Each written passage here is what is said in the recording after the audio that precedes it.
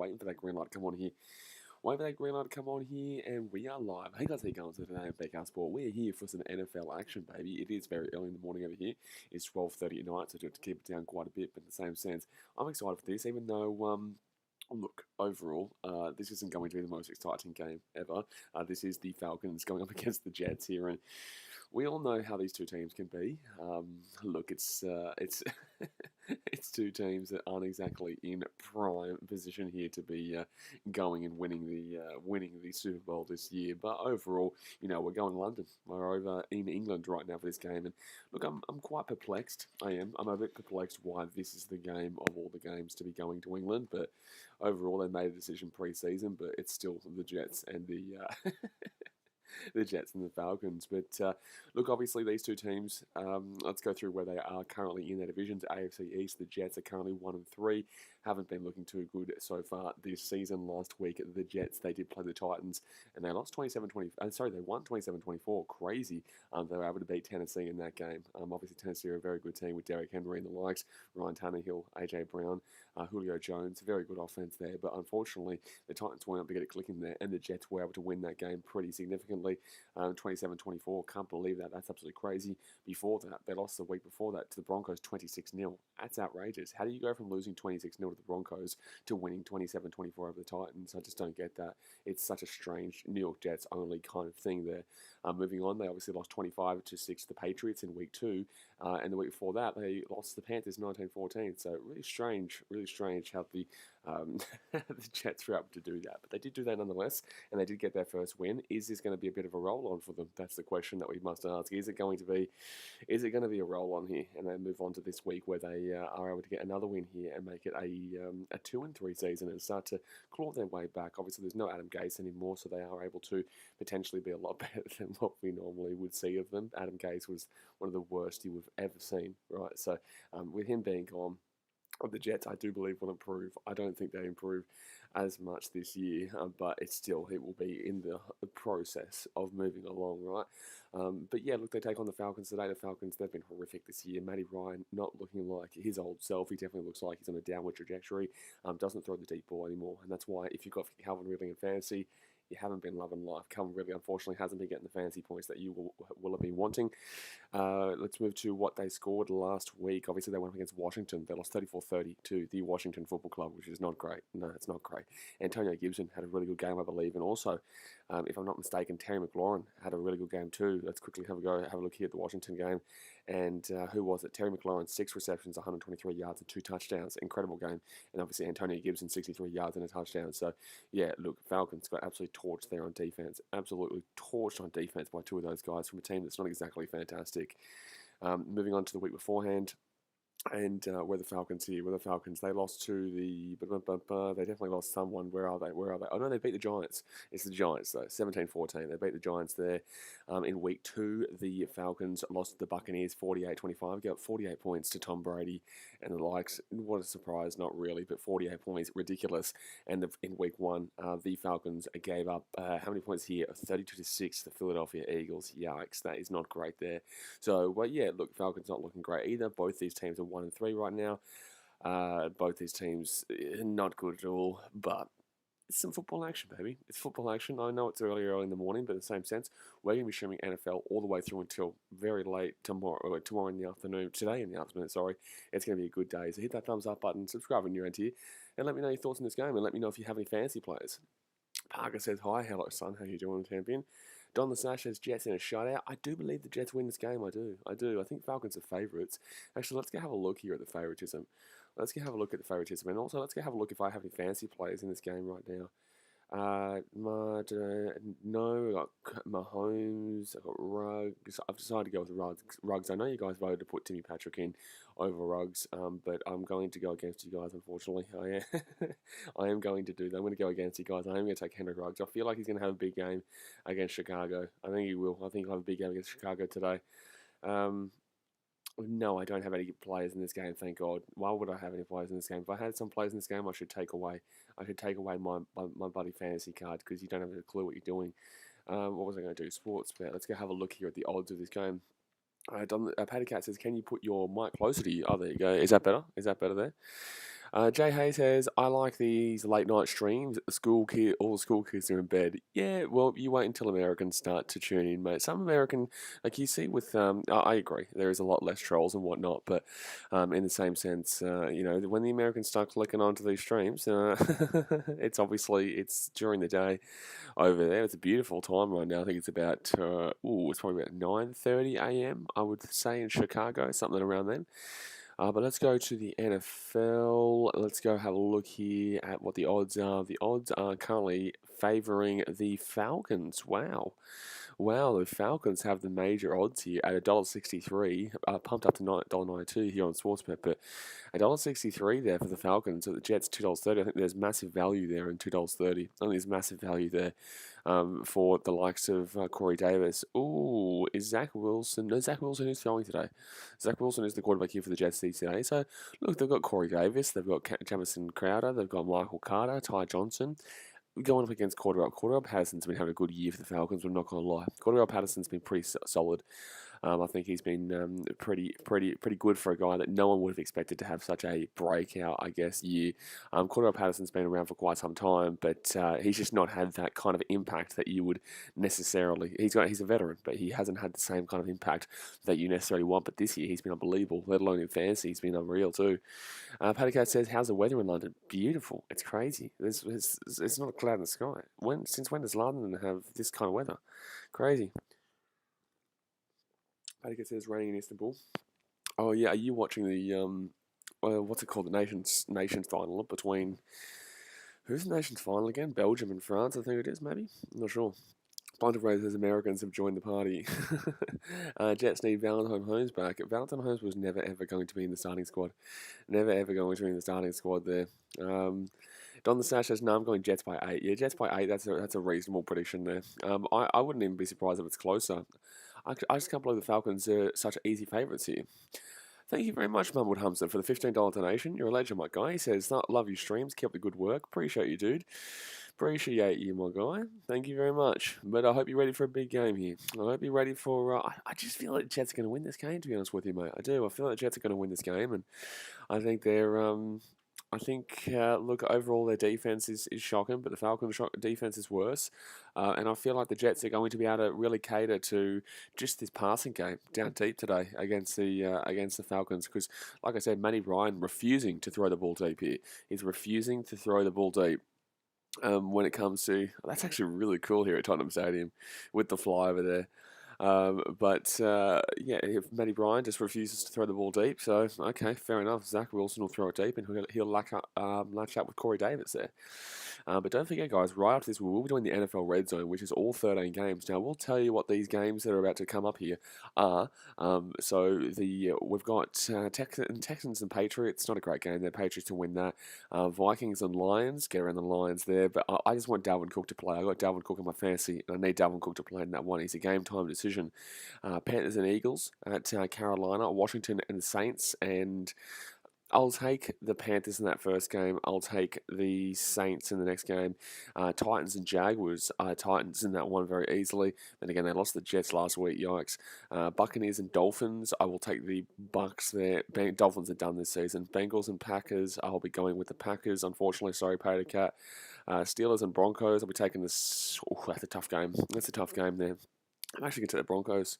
I'll take the Broncos against the Steelers there. Raiders and Bears. I'll take the Raiders there. I think Henry Ruggs can have a big game. Chargers and Browns. I will take the Chargers at home. Cowboys and Giants. I'll take the Cowboys easily. Cardinals, 49ers. I will take the Cardinals just. Then obviously we'll be doing the Chiefs-Bills game later on today. Plus obviously the Ravens versus Colts. So big day here of NFL action. Paddy K says, Valtteri Bottas going to win. Amelia K says, hi, hello, Amelia K. So how are we doing? Paddy Cat says, Bottas wins the Turkish Grand Prix. Yeah, I've never really gotten into the car racing. I don't mind it when I'm actually at the races. But here we go, guys. They're going to get it kicked underway here. The Jets will be kicking straight off. It's packed out, sold out crowd there in London, which is great to see. We'd love to see that. But I've never really been able to watch the car racing like on TV and on online and whatnot. It's just not been a thing. When you're at the racetrack, it's just fantastic with the sounds and the people there. It's just awesome. Jay Hayes says, where did Ricardo finish? Not sure, mate. Not sure. But the Jets here will kick this ball off here, and let's see where the Falcons go. They're going to let it go for a touchback here. All right, so how do the Falcons start off here? They've got the offense. They've got Matty Ryan. They've got Cordell Patterson. They've got Calvin Ridley. Who's their tight end right now? Who's the Falcons tight end? I can't even remember. Had a pretty good season last year, actually, too, to be honest with you. Is it Austin? No, one second. Kyle Pitts. It's Kyle Pitts. He's the new guy this year. Hayden Hurst is the guy that I was thinking about. And Austin, I think, actually might have gone to the Detroit Lions, the one that I'm thinking about here. But the Falcons here on the 25-yard line. Let's see how they go first. It looks like they're going to run this ball here through Cordell Patterson here first. Matt Ryan will fake it. I don't even know if he faked it. He just stumbled. And they're going to literally get back to the line scrimmage. That was terrible. Thank you very much to Mumbled Hamza for the $8 donation. You're a legend, my guy. Thank you very much for your support. He says, not really a fan of the NFL, but I am in all your streams anyway. Well, it's a big day yesterday, mate. We obviously did the Fury versus Wilder stream, plus we had the Queensland Cup Grand Final. It was fun. Very good day. Running backs here, Mike Davis, Cordell Patterson, with Tajay Sharp, Olamide Zacchaeus, and also Calvin Ridley here for the Falcons as their 5 wide. Second and 10 here, they give it off to Mike Davis here. Mike Davis with a good 10-yard gain there. It's a good 10-yard run there, so albeit might be third and inches, but I think it might be first down too. But yeah, thank you very much, Mumbled Hunter, for the $8 donation. Amelia Case says, as a Chargers fan, I'm not really confident going into our game against the Browns. I wouldn't be either. I think it's going to be a very close game, very tough game to read, and I feel like that they're going to focus a lot of that game on the red zone, which is good, because obviously I'll be reacting to that mostly then. But yeah, look, I think that's going to be a tough game to read. I think that Odell Beckham might actually have a pretty decent game there. I think he's coming back today, and I think he might be able to do well in that matchup. But it's going to be first and 10 here for the Falcons at the 35 right now. First and 10 at the 35. They give it off to Mike Davis again, who's going to go for a 2-yard gain. They've literally thrown the ball once, and I don't even think they deliberately threw the ball. I don't think they deliberately went to throw the ball there. So you can definitely tell they're trying to really pick apart this this run game defense. And look, the Jets aren't good on the run defense. Like, fair enough, to be honest with you, but you should be throwing the ball a little bit more than one time in the first 5 attempts, to be completely honest with you. That's just simple as that. Actually, I do have a Falcons hat that's in Fiji. Oh, otherwise, I would wear a Falcons hat right now. I have a Jets jersey too. That's in Fiji too. So Falcons here. It's going to be 2nd and 9, and Matty Ryan drops back here. He's going deep. He's going deep. And that's a terrible pass. That's a shocking pass. He was looking for Hayden Hurst there, but that was a shocking pass. Nowhere close to Hayden Hurst. So it will say 3rd and 9, and it's a surprise. It is a surprise. Is Calvin Ridley in this team right now? Is Calvin really even in the team? I haven't seen him. He's obviously not been targeted yet. But I can't see Ridley on this offense right now. Alright, so 3rd and 9 right now for the Falcons. I tell you what, Matt Ryan, we got to see him throw a deep ball pass, and it wasn't fantastic. It was not something you want to be looking at there. 12 minutes 55 to go here of the first quarter. It's just funny looking at both at 1 and 3, and this is the game we see in London. Matt Ryan drops back here. He's going for a deep shot. He goes over the top there, and that was so close. That was actually not a too bad throw there. That was not a too bad throw, but Tajay Sharp will not come up with it there. It's going to be a personal foul against roughing the passer defense. Okay, so it's going to stay here with the Falcons. Man, that's unfortunate, bro. You didn't need to do that. So that will be against Quincy Williams there of the Jets. And the Falcons will keep this ball here. They will keep this ball. Not good. I don't like that call, but it is what it is. It is what it is. CJ Mox says, hey man, I think the Falcons just win.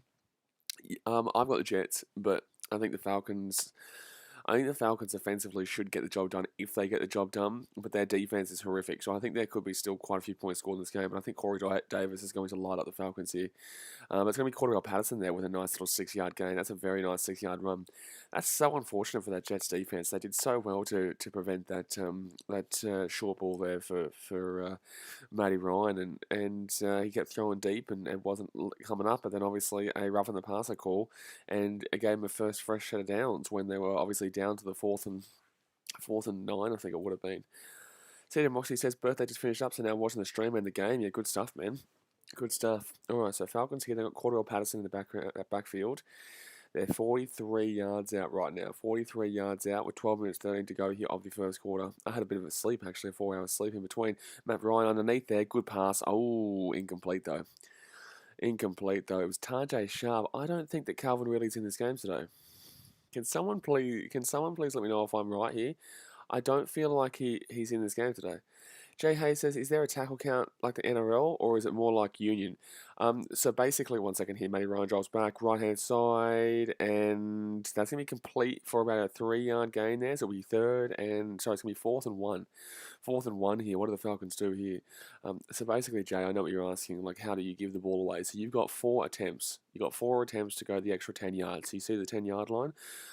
You see that yellow line? So basically, it's 1st and 10. If you throw it and you go past that line first attempt, it'll go to 1st and 10 again. And you've got another first set of 4.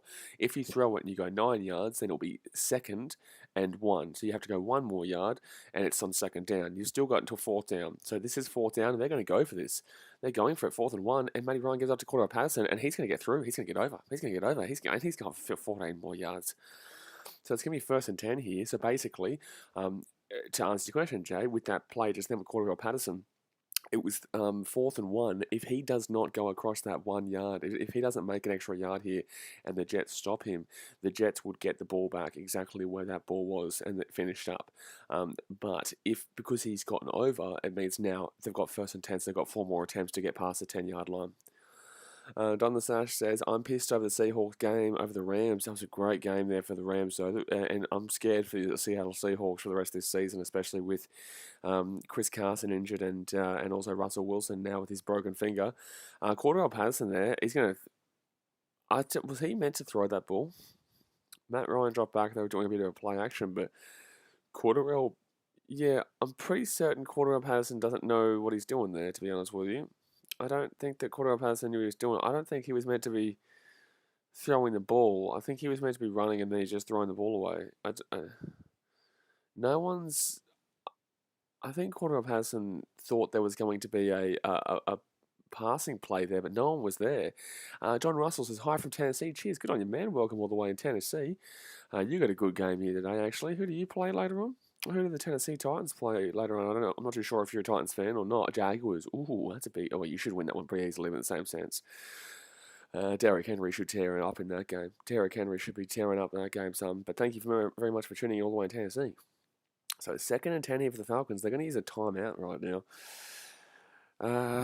Has it been good? Has it been good for the Falcons? Oh, by the way, there is definitely clouds in the sky. It is cloudy, but there's no rain. For the question asked before, in regards to the weather here in London, but it is fine weather. There's no rain, which is the main thing. No rain here at all.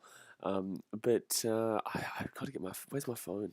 Where's my phone? Oh, there it is. I want to get up on my phone here. I want to get up on my phone. Who's playing today, because I just don't see Calvin Ridley on this field. Otherwise, Matt Ryan's not targeting him. It's either that Matt Ryan's not targeting him or he's just not out there. And I just don't think he's out there because so far he's targeted Lee Smith, Kyle Pitts, Tajay Sharp, and Hayden Hurst, which is just simply ridiculous. Brendan Westling says, bit late at night for NFL, isn't it? No, so the NFL, we're in London right now. This game's in London between the Jets and the Falcons, but then obviously the regular games at 4 a.m. will start here for the NFL Red Zone, which is the regular games in America. But this is a game in London. They do take each and every year over there. Just unfortunately, it was 2 terrible teams. Let's go have a look here for Calvin Ridley. Am I all over the shop in my thinking here? Is he clearly injured? What's going on here? What's going on here? Let's go to the news. There is a timeout, by the way, if you're wondering why I'm kind of just kicking back and waiting for what's going on. Yeah, okay, so Atlanta Falcons Calvin Ridley won't travel to London for the NFL game versus New York Jets due to a personal matter. I wonder if it's a personal matter or it's because of pandemic-related issues in regards to not taking the jab. I'm not sure. But geez, if you had him in fantasy, you'd be spewing right now. If you had him in fantasy, you would be absolutely spewing right now because he is obviously one of your guys that you gave up a pretty significant draft to want to pick for him. You would have taken him really early, probably around the 2nd, 3rd round for really able to live up to his expectations. I did see him going very late in the 1st round too, actually, which was a little bit high for me. I had Calvin Ridley last year, but that was a year that was a lot better, a lot more... guaranteed of a successful year than it is this year with the likes of Matt Ryan, the Falcons, who just aren't simply that great. They're really, if you have any players in these two teams right now in your fancy team, you're in a bit of a shocker. You're in a bit of a shocker situation. I'm going to see who would be. Cordero Patterson's not a bad shout, though. I think Cordero Patterson's probably the only guy from these two teams right now that I would be utilising here. Johnny Russell says 9:45 a.m. here. Yeah, it's 12:45 in the morning for me over here in Australia. I'm in Sydney right now. But the Falcons here, it's going to be them on the 27-yard line over the top. Good throw. Good throw, good throw, good throw. Good throw, and Kyle Pitts will pick it up there for about a 13-yard gain, I'd say. So it's going to be 1st and 10 with the Falcons, and they're very close. They're inside the red zone, but they're very close here to get a touchdown. Very close to touchdown here. Very nice throw there for Matty Ryan. They give this ball to Mikey Davis. Mike Davis here taken down at 9 yards out. So 2nd and 9. 2nd and 9 here for the Falcons. And look, you can't complain with them moving it down the field. But like I said, both these teams are going to be able to score today. Both teams' defenses are the worst defenses in the league. Let's go have a look here at the NFL ranked defenses 2021. I can tell you right now, the Jets and the Falcons will both be in that bottom 5. I know it's crazy, but the Seattle Seahawks actually have the worst official defense 2021 so far. So 9 minutes 45 to go here. First quarter, 2nd and 9 for Matty Ryan, right-hand side, and not a good throw. Not a good throw. So it'll be 3rd and 9 here. Will not complete that pass. Jay Hayes says 9:45 p.m. in Perth, WA. West odds about a month behind the eastern states of Australia. Yeah, pretty much, mate. Pretty much. Yeah, it's going to be a tough one for you to stay up, but we're going to be going for probably the next, I would say, about 13 hours straight of streaming, I would say. Well, there's about a half an hour break in between this stream and the red zone, but yeah, we'll be going for probably the next 13 hours or so of straight of streaming. So 3rd and 9 here for the Falcons. And they're on the 11-yard line right now. Let's go have a look here at Hayden Hurst. He's looking like he's in a pretty good gap right there for the Falcons. He's looking like he's got a pretty good gap. Matty Ryan drops back here over the top here, a little bit of a screen pass. And Mike Davis taken down for a loss here. He's still going. Nope, taken down for a loss of 3 yards. Taken down for a loss of 3 yards there. So it'll be a 4th and 12. And okay, so now we go back to the question of what happens here in the tackle count, Jay Hayes. And that is the fact that they'll probably go for a field goal here. They could obviously go for a touchdown. If they don't get the touchdown here, then it will be Jets ball. They won't get to kick it. But this is where the Falcons will more than likely take a field goal to make it 3 points, because otherwise it would be ridiculous. So Young Ho Koo, 5 from 5 field goals this year with a long of 40, will be coming out here to take the field goal from the 20-yard line. From the 20-yard line, 31-yard attempt, and slaps it through. He does slap it through. There's 8 minutes 46 to go here, and we 3-0 right now. 3-0 to 3-0 here to the Falcons. So good start here for them. They'll take it. They will absolutely take it. They will absolutely take that. Interesting start. But let's see if the Jets can. Let's see if the Jets can hit back here. Who do they? Let's go have a look at. Let's go have a look at these ranked defenses that I was going to do here just before. Fantasy football defense here. That's not what I want to see. Defense tier rankings. All right, here we go. So Broncos is number 1. Gee whiz. Detroit Lions and Kansas City Chiefs are both ranked last, but the Atlanta Falcons are ranked number 3. No, this is wrong. No, that's got to be someone's opinion. I think that's someone's opinion there. The NFL ranked defense of 2021, week 5 matchups, NFL defense power rankings. No, these are all opinions. I want to see the actual official. Why is it giving me fantasy? I don't want to see ranked defenses. I want to see. Oh, here we go. ESPN's rankings. Let's go have a look at this. So let's go have a look at this one. John Russell says, the way the Jets beat my Titans last week, they better destroy the Falcons today. Yeah, crazy, John, in regards to that game. I just don't know, how did that even happen, mate? How did that even happen? I don't get it. I don't get how the Jets beat the Titans last week. Like, the Titans' defense is quite solid. It's not the greatest, but it's not the worst. Where are they? They're actually 1, 2, 3, 4, 5, 6, 7... 8, 9, 10, 11, 12, 13, 14, 15, 16. They're 17th ranked defense. Then again, the Jets have a pretty good defense. The Jets are ranked 16, 15, 14, 13. The Jets are actually ranked the 13th best defense. That's crazy, in my opinion. Wow. Brendan Westling says, first time I've heard anyone say the Broncos are number one in a long time. Yeah, they're actually fourth. So the Buffalo Bills have the best defense. Have given up a total of 867 yards, which is nothing. The second best defense has given up 1,001, which is the Cleveland Browns. And then you get to the Carolina Panthers, 1,006, and then you get to the Denver Broncos, 1,071. Compare the Buffalo Bills giving up 867 yards in total. That's rushing game and passing game to the Seattle Seahawks, who have given up 2,254. That's an extra 1,400 yards. That's an extra 1,400 yards, mate. Alexander Matthews says, I live in North California. It feels weird watching an NFL game at 6:30 a.m. Yeah, absolutely. It feels weird to me watching it at 12:30 a.m. in the morning here in Sydney. So, no, it's very strange. But, hopefully it's going to be a good game. Hopefully it's going to be worth the early start. And 6:30 a.m. in the morning to be watching, you must have been getting, are you a fan of one of these teams, Alexander? You getting around the Falcons or the Jets? Jay Hayes says, field goals, 3 points. So what's a touchdown and conversion? So a touchdown on its own merit is 6 points, and the extra point is an extra point. It's 1 point. So 7 points usually is what you get for a touchdown. But if you do get the touchdown, these 6 points, you have the choice of going for it and going for 2. That means that basically you get the ball at the 2-yard line, you got to try and throw another touchdown. Teams only go for it if they need it desperately. Mathematically, it's going to be a touchback here, and the Jets will get the ball at 25. But yeah, teams only go for the extra 2 if it's a desperate matter. It's the last quarter and they're down by 8, or they're down by, 11. So that obviously with the 11, no, it'd be 12. Yeah, it'd be 11 because that will bring it back within it. So, that's the potential. But here we go. Zach Wilson here, the quarterback for the New York Jets. He's 21 for 34 this last week versus Tennessee with 297 passing yards, 2 touchdowns, 1 interception. Had a horrific start to his NFL career, but had a pretty good week last week. So it's going to be a running play here, and the Jets will bring this ball here to about the 30-yard line. Let's go have a look at the offensive lineup right now. Left tackle is George Fant, right tackle Morgan Moses, Elijah Vera Tucker as the left guard. Okay, let's get rid of that then. Michael Carter, the running back, with Corey Davis, Jamison Crowder, and Elijah Moore, the wide receiver core, and Ryan Griffin as the tight end. So that's the Jets' offensive lineup here. Paddock says Tottenham Hotspur saying is pretty good. It is pretty good. Too bad the team that usually resides there is absolutely not good.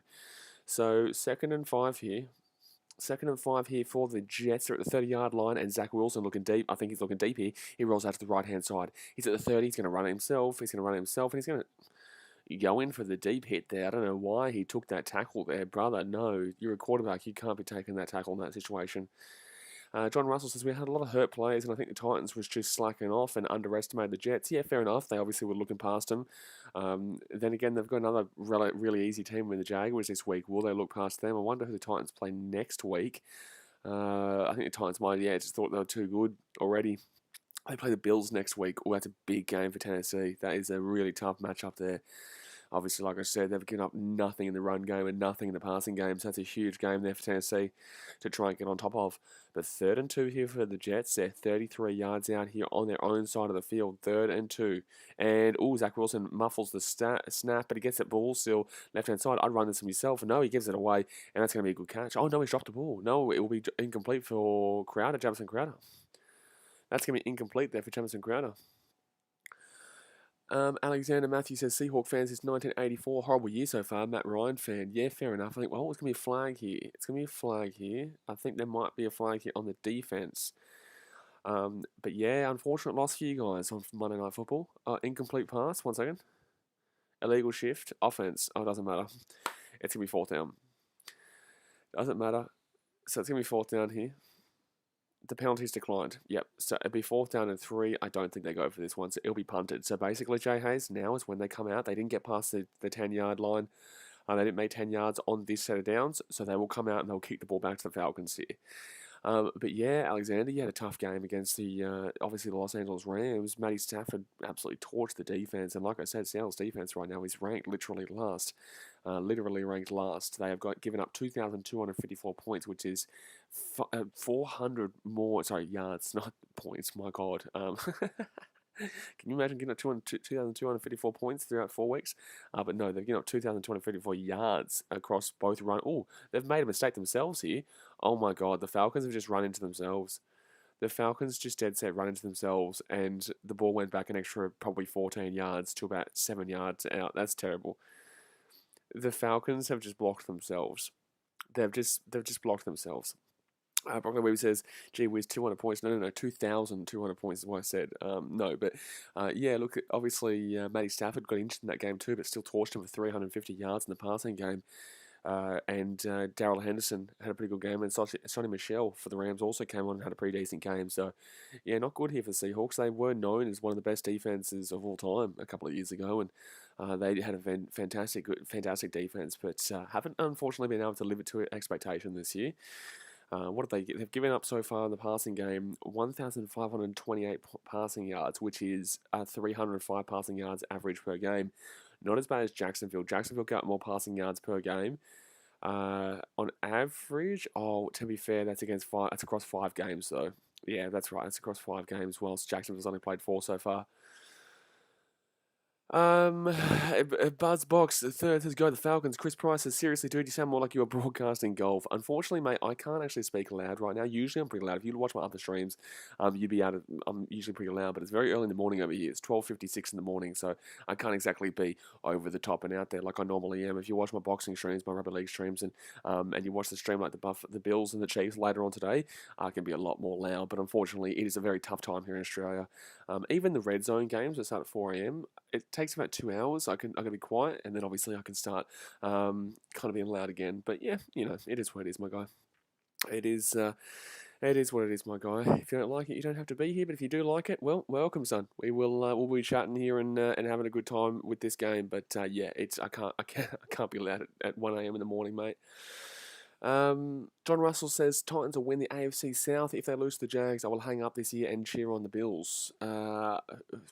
NFC South. Let's go have a look at the rankings right now.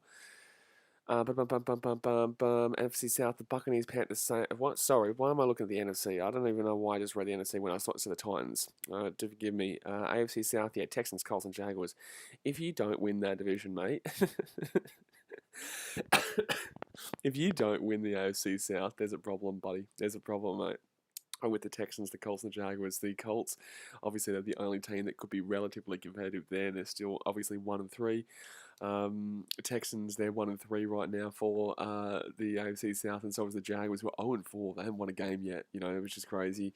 The Titans, they're 2-2, and they should be 3-1, but obviously, yeah, they did lose that game to the Jets there. But here we go, the Falcons here on the 8-yard line. Let's see how the Falcons get going right now.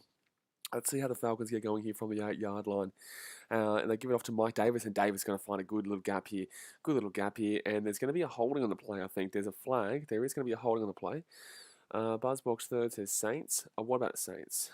Did I say the Saints? I don't know. But no, the Saints, where are they right now? They're currently sitting on 2-2. Oh, Buzzbox third, you're thinking about the NFC South. No, we're talking about the AFC South. The Saints division is very difficult to read right now. Obviously, the Falcons are 1-3. The Saints are 2-2. Panthers are 3-1, and Buccaneers are 3-1. So look, there's 2 teams there that are obviously very difficult to get past there for New Orleans, especially with Jameis Winston as a quarterback there now. Compared, there is no foul. There is actually no foul here, so don't worry about that. John Russell says, Jags probably going for that first-round draft pick spot by losing all the games. John, that's what happens with the Jags every single year. That's what happens with literally every single year. It's going to be a flag here against Nathan Shepard of the New York Jets. So it'll be a 5-yard gain here. Extra game. 5-yard extra game here for the for Jacksonville Jaguars. Holding on the defense is quite funny. That's quite funny. Alexander Matthews says, some people thinking is we got Jamal Adams, now we like going to be number 1D. Jamal is only a one-man, and they're not even playing the Jamal strengths. Fair enough. Falcons here 11 yards out, and they're going to drop back here. Matty Ryan here over the top, and that was horrific, Matt Ryan. Don't ever do that again, my guy. Oh, man, that was terrific. So it will be incomplete there, but geez, he went for the little over the top dinky dink, but it will not happen. But yeah, Alexander, yeah, they're just not playing to... I feel like this is just one of those real bad off years, and I think that they're kind of hiding the significant injury that we did see to Russell Wilson, because obviously that finger bent back completely. That middle finger bent back. Index finger was Matt Stafford, middle finger was Russell Wilson. That was a really bad finger pushback, basically. But it's going to be Cordell Patterson here for a brilliant run there. I guess they have about 8 yards or so. So it'll be third and 2 here for the Falcons. 3rd and 2. Chris Price says Alabama lost for the first time to Texas A&M last night. Yeah, saw that. Crazy game. I didn't watch it live, but I heard it was a crazy game. And Chris Price says Detroit Lions can't win so far. I'm actually a Detroit Lions fan, Chris. I know my team is shithouse. We are not great. We always aren't great, but I am a Detroit Lions fan here in Australia. But Falcons here, Matt Ryan looking for a pass over the top. Easy pass. Ooh. The Jets defense, that was filthy bad. That was filthy. So that will be Falcons ball here for first down. Jay Hayes says, are there any Aussie NFL players in the NFL as punters? Yeah, Michael Dixon. He plays for the Los Angeles... No. He was in the game. Oh, man, Michael Dixon. Is he he's punter for Seahawks? Is he punter for the Seahawks or Rams? I remember he was in the game. I can't even remember. But yeah, there's actually quite a few Australian players in the NFL right now who do play who do play at Seahawks. That's right, it's Seahawks. So first and 10 here, 5 minutes 15 to go here the first quarter, and the Falcons are going to run this ball through Cordell Patterson, and he'll get taken down at the 39-yard line on their side of the field. So it'll be 2nd and 11 here. They lose a yard play there. Good defense from the Jets. You don't say that much. But yeah, Jay Hayes, there's quite a few Australian punters, and they're pretty good. We saw Michael Dixon do a double punt that actually worked out in the weekend. Monday Night Football last week. It actually worked out. No, not sorry, Monday Night Football. It was Friday, Thursday Night Football for you guys in America. And basically, the punt was blocked, and the ball bounced out to the left-hand side. He picked the ball up, and then he kicked it again, which you're allowed to do now. You weren't allowed to do that before. Now you're allowed to do that. It was incredible, something you don't see. So, no, everyone was talking about it. So, Falcons here, they're on the 39-yard line. It is 2nd and 10, actually, and, good slant. And that's going to be a first down here for Kyle Pitts, the rookie there. Kyle Pitts, the rookie tight end. Everyone was talking about him in regards to fantasy going into this season. I never bought into him because I never bought into any of these Falcons offense. But he's had a very interesting start to his career. Kyle Pitts. Obviously, people had very high expectations, but I think it's more down to Matt Ryan than it is to Kyle Pitts in regards to his lack of fantasy production. So 4 minutes to go here, first quarter. The Falcons here, they're on the opposition side of the field at the 48-yard line here. Matt Ryan gives it to Cordell Patterson. Good run there, but he gets slapped down 3 yards. So that's going to be a 3-yard gain, 2nd and 7. John Russell says, Lions have had very close games, so I think they are competitive. This year, we've actually been pretty good on the offense, just the defense. Jared Goff's been doing good in regards to the offense, and Tito Hawkinson and Deontay Swift. We've actually had a pretty decent, even Amon-Ra St. Brown has been pretty decent coming through. But overall, still Detroit Lions, man. Chris Price says, I'm a Seahawks fan living in Lions territory. I'm so sorry, man. I'm so sorry, one, for being in Lions territory because we're so bad, and two, for the way the Seahawks are playing right now. But they're still a good team. Just unfortunately, this year isn't their year. But the Falcons here, they roll to the right-hand side. Matty Ryan over the top there. Wow, wide open. Like Lee Smith, the tight end for the Falcons. That was wide open. That's going to be a nice little 20-yard gain there. That is ridiculous. That is just simply ridiculous. Darren McArdle says, hi, needing a first quarter and first half win with Falcons. Well, they're looking the goods right now, mate. The Jets, they're not getting off to the start they wanted, and Zach Wilson wasn't great to start. Matt Ryan is actually moving the chains quite significantly here. Every time the Jets defense is just so open, and for a team that's ranked number 14 defense, this is not looking good for them because it's not like the Falcons are playing well. The Jets defense is just playing really poorly right now. So first and 10 here at the 19-yard line, over the top here, and that's another open. Jeez, the defense of the Jets is horrific. So Cordell Patterson with an easy reception again, an open reception again. It'll be first and goal. Terrible defense from the Jets. My God. Look, that's a good catch though from Cordell Patterson, to be honest with you. And here we go. It's gonna be first and goal here from the 3-yard line for the Falcons. First and goal here from the 3-yard line for the Falcons. Paddy Katz says Aaron Sipos, punter for Eagles, former St Kilda player. Yes, there's also Jordan Mailata from the Philadelphia Eagles, who is a big-time contract signing there at the Eagles. Not a punter, but on the defense. But it's going to be first and goal here. First and goal here from the 2-yard line for the Falcons. They roll this ball back over the top. Matty Ryan, easy touchdown. Easy. Get out my face. Touchdown there for the Falcons. And Kyle Pitts, the rookie Kyle Pitts, will get his touchdown. And we were just speaking about him not having the fantasy production that everyone's been not necessarily wanting. But 4 receptions, 36 yards, and a touchdown in the first quarter. That's some good fantasy production right there, baby. He's having a good game. So touchdown there for the Atlanta Falcons. 3-yard touchdown, right-hand side. Gets it out to Kyle Pitts, and he'll put that one down. Alexander Matthews says, BK, how long have you been an NFL fan? I've been an NFL fan for probably about, I'd say 11 years, which isn't anywhere near as long as you guys in America growing up with it. I'd probably say about 11 years I've been consistently into the NFL. I didn't become a Detroit Lions fan until about 2012. And that's just, I found a lot of similarities in that team with a lot of my other teams around the world, which is unfortunate, I know. You are legally allowed and required to feel sorry for me as a Detroit Lions fan. It is a legal requirement to feel sorry for me. But yeah, man, I've been following it for about 11 years now and haven't really streamed it until this year. Streamed a couple of games here and there, but obviously it's difficult. I just can't wait till I get my own little, like little studio area that I don't have to be quiet, because I don't like being quiet during my streams. I'm very out there usually. Darren McCardle says, I'm a new subscriber, enjoying you. Appreciate you, dude. Thank you very much for tuning in. We've got a big day here. We're going to be doing the entire NFL Red Zone as well, which is all 13 games, and there's some big games there. Hopefully, I've got my fantasy team. My fantasy team that's going to be playing here. So I got Dalvin Cook in my team. I've also got Aaron Jones. I hate having a Packer in my team as a Lions fan, but it's Aaron Jones. I actually got a good trade from early days to pick him up. I really utilised the hype of Antonio Brown from the Buccaneers, and also Darrell Henderson on his first game for the Rams. But Dalvin Cook and Aaron Jones as my two running backs there. We've got Keenan Allen, Jamar Chase. It's okay. My Titans, TJ Hawkinson and Henry Ruggs as my flex there today, because I think he'll be able to tear up the Chicago D. Also, guys, just want to throw this out there. You guys should, well, people who watch the show know that I don't mind Chicago in regards to this. I love the city of Chicago, man. When I went there is why I fell in love with my Chicago Cubbies, which I'm currently wearing my Chicago Cubs shirt right now, my jumper right now. So yeah, I do have a bit of a soft spot for the Bears, but in the same sense, I'm a Lions fan. I shouldn't have a soft spot for the Bears. Darren McConnell says, do you do college football games? No, I do lots of sport here. So I do NFL. I'll be doing the NBA when it comes back. I was meant to do the NBA yesterday, but I couldn't. I was too busy.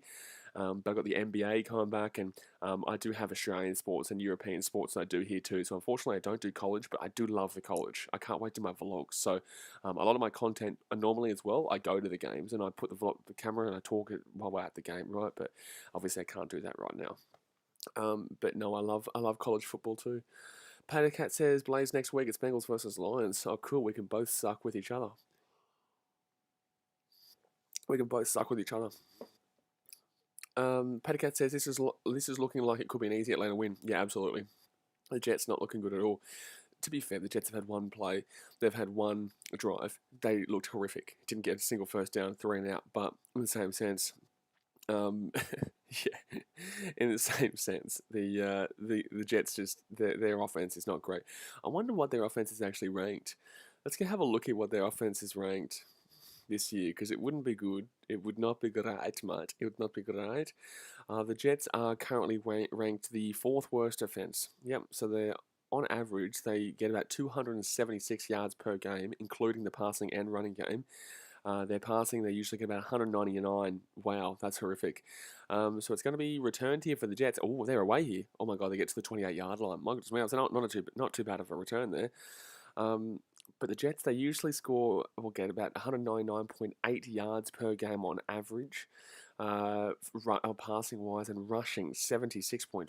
Yikes! Ooh, 76.5. That's the worst rushing game in the business. No, it's not. It's the 2nd worst rushing game in the business. 3rd worst, actually. So the 2 worst are the... who's that? That is the Pittsburgh Steelers and also the Atlanta Falcons. No, Falcons aren't. No, they're 86.5. No. There was 60 somewhere. Jets. No, they're the 2nd worst, sorry. They are the 2nd worst, the Pittsburgh Steelers. So the Jets here, 27-yard line here. Zach Wilson throws it through up the guts, and that's going to be drop ball. Incomplete again. Tell you what, not looking good here for the Jets. Corey Davis drops that ball there. We're staying at 2nd and 10. John Russell says, I love NFL football. Been a Titans fan since 1999, but I cheer on the Packers, Bills, Lions, and Jets if they don't play the Titans. Didn't the Bills and Titans play each other early days around then, like in 2000 or something like that for the AFC, if I'm not mistaken? Pattercat says a lot of people always like the Bills as a second team. Yeah, I don't mind the Bills, and that's because they're a team that does struggle over the years. But it's going to be the Jets here who make it through the running game. Michael Carter's going to lose 4 yards. That's terrible. They're going to be 3rd and 14 here. This is woeful here. This is just truly woeful. This is just truly woeful here for the Jets. So it's going to be 3rd down and 13, not 4-yard loss, 3-yard loss. Chris Price is one of those teams win and lose record. For the Pittsburgh Steelers, they I think they're 2-2 if I'm not mistaken. No, they're 1-3. The Pittsburgh Steelers are 1-3. And who else did I mention there? And the Atlanta Falcons are 1-3. If that's the question you were asking there. So it's going to be 3rd and 13 here for the Jets. No, there's going to be a timeout here, I think. I think there's going to be a timeout here. And the Jets will call timeout here. The Jets, 1999 playoffs. Thank you, Patty Cat. Thank you, Patty Cat. All right, and the teams down the bottom. Chicago Bears have the worst offense in the league. Wow. The Detroit Lions, I'm happy. We're in the top 20. I'll take it, mate. Give me anything. Give me anything. I'll take it. As long as Matt Patricia's not there, I'll take it. And obviously he's Gonski. But the Bears, worst offense in the league. My goodness me. That is horrific. I understand why, but geez, to tell you that they are the worst offense in the league and still beat my Lions 24-14 is a horrific statement to make, unfortunately. I'm talking about the game you're hosting. The Jets are 1-3 and the Falcons are 1-3. Both teams are 1-3, mate. Both teams. The Jets beat the Tennessee Titans last week, buddy. They beat the Tennessee Titans last week. The Jets here, they're going to go left-hand side, Zach Wilson underneath, good pass, and they're going to be 2 yards short. Ty Johnson taken down here. That was about an 11-yard gain, but unfortunately they're still about 2-3 yards shy here. I wonder if the Jets go for this. It'll be ballsy. It's a ballsy play, but I wouldn't be surprised if the Jets do end up going for this. I wouldn't be surprised. No, they're not going to. So it's coming to be a punt here. The Jets will be punting. But, crazy, Chris. Obviously, we saw last week the Jets, they did beat the Tennessee Titans. I think it was 27-24. Falcons last week, they got their first win on the board too. But it wasn't against the Tennessee Titans, I can tell you that, right? It was against the Giants, something like that. It was I think it was against the Giants. Where's the Falcons? I think they were the weekend before. Okay, 1 second here. The punt is going to be made, and it's going to go back to the 10-yard line. But here they bring it back here. He brings it back to the 20, to the 25, taken down at 25 through Zacchaeus. Who'd the Falcons last beat? Where's the Falcons? Nope, not going to show me. The Giants, 17-14. So, yeah, the one win for the Falcons was the Giants back 2 weeks ago, 17-14. The one win for the Jets was against the Tennessee Titans last week, and it's just crazy to see what they were like last week to what they're like this week, because they look absolutely woeful here. Absolutely woeful. Darren McCardle says Buffalo Bills is cursed. They can't get to a Super Bowl since their 4 straight losses in Super Bowls. Yeah, look, the Buffalo Bills, then again, like I'm a Cubs fan, so I know all about curses, right? But that was broken. That was broken. The Billy Goat curse, it was broken. But yeah, the Bills, unfortunately, there's a lot of curses in American sport. If you haven't, obviously Americans should know, but for any Australians who obviously watch my content, America has a lot of like curses on the teams. Like I said, the Chicago Cubs, they had a curse since I think it was the 1908 was when they last won the World Series before 2016. But I think it was 1936 when they were in the World Series against the Detroit Tigers. I can't remember what they were called at the time. I don't think it was the Detroit Tigers at the time, but who was it at the time? Detroit. It was Detroit anyway. And obviously, the Billy Goat curse. Murphy, the Billy Goat. But yeah, there's a lot of obviously curses in American sport, which is quite funny. Alexander Matthews says Lions are playing hard though for MCDC. You can see it. Look, the Lions are playing well. I'm not going to lie to you. They're not playing as badly as they would normally play. We lost the first week, very close game. We've actually been pretty quality and close in all 4 of our losses. We're 0-4. We did lose 41-33 to the 49ers, but we scored 33 points there and actually weren't too bad overall. In week 2, obviously we lost that game very close to the Packers. Oh, it's 35-17. We actually looked pretty good in that game. I know it's crazy to say. Week 3, obviously, we then played the Ravens, and we all know about the Justin Tucker 66-yard field goal that should have been a delay of game. And then week 4, obviously, last week, we didn't look good against the Bears. It was 24-14. But overall, the Lions have actually been relatively competitive this year, considering that the Lions, obviously, curse the Bambino, Paddy Cat says. Absolutely, there's another curse there. Paddy Cat says Jets, first quarter through, have a grand total of 0 first downs. Look, their first quarter was woeful. I don't think they've made. I think they've probably made less than 20 yards on the game as well. Yes, so they've made 11 16 yards in total. They've gone for 16 yards in the first quarter. Unbelievable. That's across the passing and the running game too. So Falcons here at the 24-yard line, gives it off to Davis, and Davis will go for about a 2-yard gain there. John Russell says, I think the Jets lose on purpose because they played really good last week and now they're playing like trash. I see the Lions are playing very close games. Yeah, they are playing very close games, but they're still losing, which is a problem. But I'll take it. You know, hopefully we can beat the Vikings this week. I love how I take that when we're 0-4, but I'll take being relatively competitive. As a Lions fan, we suck normally every day, every week of my life. But 2nd and 9 here, second quarter. By the way, guys, hit that thumbs up button if you haven't already, and subscribe if you're new around here. We will be pumping out NFL content this year. We love our NFL here, and the NBA coming back soon too, which I'm excited for. But Falcons here, Matty Ryan over the top and easy first down.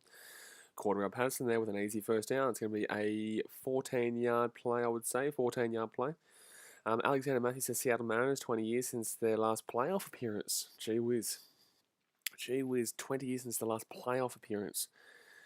Well, then again, the Detroit Lions, I have not seen in my entire lifetime, I'm 27 years old, I have not seen the Detroit Lions ever win a playoff game, ever. I've seen us play in 2 playoff games. One, we got robbed against the Dallas Cowboys in 2014. In 2016, we played the Seattle Seahawks, and we lost, and that was a fair loss. That was a fair loss. So it's going to be 2nd and 6 here, 4-yard gain there for Cordero Patterson in the run game. John Russell says, used to suck like the Jags, but no more. The Jags, they were good a couple of years ago, and then obviously now they're back to sucking. They sucked, and they got back to being good, and they made the championship, or they were 1 week away from the championship, sorry. They were looking too far ahead. I think that was the year of the Rams and Patriots Super Bowl, if I'm not mistaken. Patercat says, Bengals haven't won a playoff game since 1990. Detroit Lions, the exact same as that, mate. I think 93 might have been Detroit Lions, if I'm not mistaken. Cordero Patterson with another reception. If you've got Cordero Patterson, he's already having a pretty good game here. What's he on? Let's go have a look here on Fantasy to see what Cordero Patterson's on. I think he might be on 8 or something like that. Yeah, he is. He's on 8.3 already. Jeez, he's looking the goods, especially for a guy that obviously wasn't selected in any drafts realistically. Got selected, picked off the waiver wire like 2 weeks ago because he started having a good season, and is now getting, on average, like 15, 20 points a game. Is ridiculous. Pattycat says refs robbed them against the Patriots. Well, we all know what refs can be like. The refs robbed the Lions against the Cowboys. So don't remind me of that game back in 2014. So it's going to be Falcons here with the play action left-hand side here. Easy pass over the top, and that's going to be a 25-yard play there for Kyle Pitts. Kyle Pitts is crushing this right now. I wonder what he's on fantasy-wise. It's going to be a flag here. Could be a push-off. I wonder what Kyle Pitts is on. He'd be on a decent score line right now. He's on 13.6 after the 36 receiving yards and a touchdown, and roughing the passing on the defense. So it's going to be a 15-yard penalty at the end of the play. So Kyle Pitts will go for about a 20-yard gain there, and there's going to be an extra 15-yard play added onto the end. So they're going to be in the red zone here. They're going to be in the red zone. Jeez, the Jets are playing bad. The Jets are playing bad. Yeah, they get to the 33 and 15 yards will be added on here. So they'll be at the 8. They'll be at the 18. That's a 1 yard. That's a right-handed pickup there. That's a one-handed pickup there. It's a good pickup. John Russell says, Lions' last playoff win was 92 against the Cowboys. Thank you. Yeah, so 30 years, 29 years ago. Yeah, 2 years before I was born. So 11 minutes 50 to go here of the first half, the second quarter. It is 1-3 for both these teams, but it's looking pretty significant here for the Falcons. They're going to drop it back here, left-hand side, and Cordero Patterson slips over, and he'll go for about a half-a-yard gain. Not even a 1 yard gain, a half-a-yard gain there. Darren McCall says, is Garoppolo playing today? I don't know, even if it's in their best interest, to be honest with you, mate. Obviously, they've got a nice little upcoming coming through. What Trey Lance's quarterback Jimmy Garoppolo will practice today, 2 days ago. There's no news just as yet. Obviously, we'll probably find out in the next hour or so whether he'll be playing, because obviously those games start in about 2 hours and 40 minutes. But Matt Ryan here, he rolls out to the right-hand side, and that's going to be slapped away. That'll be slapped away. So it'll be 3rd and 10 here for the Falcons. And Mr. Vegemite Lover says, how the heck did the Jets beat the Titans last week? They look horrid. Absolutely. No. We've been saying this the entire stream so far. The Jets look absolutely terrible. They look disgustingly bad. And I have no idea how they beat the Titans 27-24 last week. Pattercat says, Detroit sports has been pretty depressing since the Pistons and Red Wings won championship in the 2000s. Detroit is, yeah, it's a very disappointing sporting city nowadays anyway. So 3rd and 10 here. 3rd and 10 here. They've gone for 129 yards already, the Falcons. Matty Ryan, sorry, in the passing game, not even the running game. Ryan there, first down, touchdown. Get out my face. Ooh, nearly fumbled it, but Hayden Hurst, touchdown. Easy. This is horrific from the Jets. They look woeful. They look woeful. I tipped the Jets for this game. This is woeful from the Jets. They look really, really bad. And we know the Jets are usually pretty bad, but they look really, really bad here. For a team that was ranked as a top 16 defense, to be doing this right now to the Falcons is just disgusting. And especially with no Calvin Ridley too. Their best wide receiver, their best attacking option isn't even there. But Hayden Hurst will get the touchdown there for the Falcons. Scoring drive, 8 plays, 77 yards, 4 minutes. That is just sweet for the Falcons. But yeah, very depressing for Detroit. Detroit sports their pay to cap, but 17-0 here to the Falcons is the scoreline, and I cannot see the Jets doing shit all in this game. No, I cannot. John Russell says I want the Jets to win too. Yeah, but you wanted the Jets to win because you wanted proof to say why they beat the Titans last week. You wanted the Jets to win because of that. Mr. Vegemite Lover says, talking about disappointing sporting cities, with the Yankees being eliminated from the playoffs the other day, no New York franchise, any sport, has won a championship within the last decade. That's crazy. That's crazy for such a big city. Obviously, the Yankees have been very underwhelming over the last couple of decades, I would say, since they were dominant. Well, they've been dominant for a very long time, but the 2000s and 2010s, they've been really disappointing. I guess the Red Sox have kind of overtaken them in that factor. I won't say that. I'm not obvious. I'm a Cubs fan, so I shouldn't really be talking. But no, the last couple of decades, the Yankees definitely should have won more than they did. We all know that. In regards to the Mets, they've got their disappointing history. Who else is there? The Giants, yikes. There's the Jets, yikes. There's the Rangers. No, the Rangers won, didn't they? Did the Rangers not win? The Rangers didn't win a couple of years back in the NHL? When was the last time the Rangers won? Alexander Matthews says Browns, Lions, Texans, Jags have never been to a Super Bowl. Thanks, mate. Thanks for reminding me. Good one. Thanks, mate. Paddy Cat says Rangers lost in the Stanley Cup Finals in 2014 to the LA Kings. Well, there you go. There we go. Darren McCardle says, Rule 1, never bet on the Jets, the Giants, and the Jaguars. Don't forget the Lions, mate. But yeah, no, you're absolutely right. Jets, for me as well, I will throw this out there, the Indiana Pacers in the NBA. I never bet on them. If I bet on them to win, they'll lose. If I bet on them to lose, they'll win. If I bet on someone to get over a points marker, like a back in the day Victor Oladipo kind of player, he'll absolutely go under by 1 point. But if I bet on him to go under, he'll absolutely go over by 1 point. I never bet on the Pacers. Never ever bet on the Pacers. Just don't do it. You don't want to bet on that team anyway. But I swear the Rangers. When was the last? I'm gonna Google this. While we're in a break right now. New York Rangers championships. When was their last one then? The late 2000s then. I still can't believe St. Louis won the other year. 4 times. 1928, 1933. Oh, wow. 1994 was their last win. Wow, I'm all over the shop. Let's go have a look at the last 10 years then. And NHL, well, who am I thinking of? Am I thinking about, no, NFL, NHL championships. 1994 was the last year the Rangers won. That is so strange how poor New York as a city has been for the last couple of decades. That's crazy. Alright, so let's go have a look here. This is taking ages to get to. Tampa Bay, St. Louis, Washington, Pittsburgh, Chicago, Los Angeles, Boston, Chicago. Get around the Blackhawks, baby.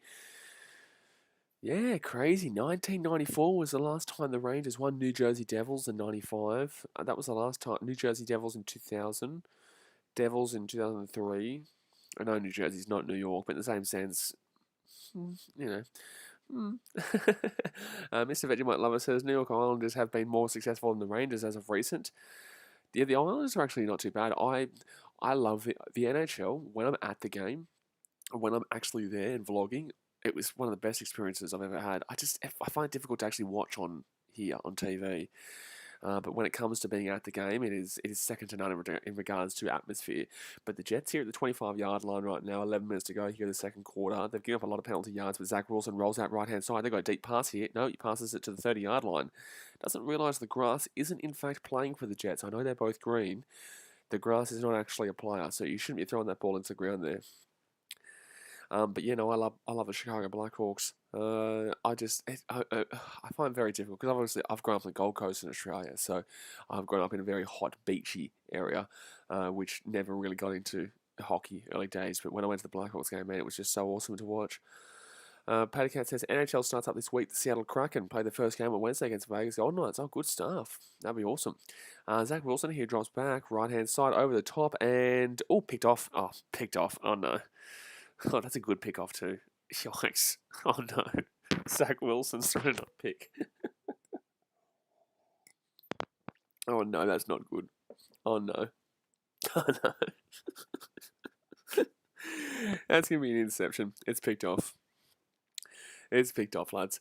And Mr. Vegemite Lover says, hockey is one of those games like AFL where there is so much happening off the puck ball that it's so much better live. Absolutely. I agree. AFL for me is, yeah, you definitely want to be there at the game compared to TV, and NRL for me is you prefer to be on the TV than at the game, to be honest with you. I love being at the game, but in the same sense. And yeah, I would say the same thing with the NHL. You really want to be there because it's so difficult to actually see the puck too when you're on TV. I find it difficult. I tried to do a Blackhawks game last year on stream, but it is very difficult to see the puck on stream. On camera, in my personal opinion, when you're at the game, it's very easy to see it. Even if you're up in the top area of the United Centre, I could still see the puck at all times, which was awesome. Alexander Matthew says, yes, an NHL game is fun, but an NFL game is so much better on TV. I do hear that. Obviously, NFL games are very expensive to go to, but for example, the Minneapolis Miracle. When I was watching that on TV, everyone said that it was still better to watch it at home than it was at the game. Like the atmosphere was incredible, but you don't really get that same kind of. You don't get any kind of the same commentary. It's all stop and start. Baseball, I do prefer to be at the game in the same sense, but baseball atmosphere is awesome when your team is going well. If your team is shit house, don't go to a baseball. Just don't do it. Don't do it to yourself. That's the worst experience of your life if you go to a baseball game when your team is dog shit. I've been to plenty of baseball games where my team was not great. Yeah, look, I agree. NFL is definitely one that you prefer to watch on the TV. Because you just got all the angles. If there's a pass interference play that you don't really get to see, yeah, you got the big screen TV at like the AT&T Stadium at Dallas Cowboys. But in the same sense, like here, I can reverse it. I can go back. I can look at it again. They've got 100 different angles. It's just much better. Alexander says, sorry, I meant to say NFL game is not that great being yeah, no, that's what I'm saying. I hear a lot of people say that. I hear a lot of people agree with you there. I haven't been to an NFL game before. I've actually stood on Soldier Field in Chicago, but I haven't been to an NFL game before. No, I was there during the summer. So thank God, because Chicago was still cold in the summer. To be honest with you, Potato Cat says I went to New York Rangers versus Toronto Maple Leafs back in 2019 at Madison Square Garden.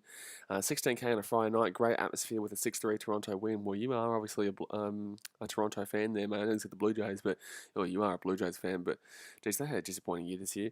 But yeah, Yols, that would have been a good game.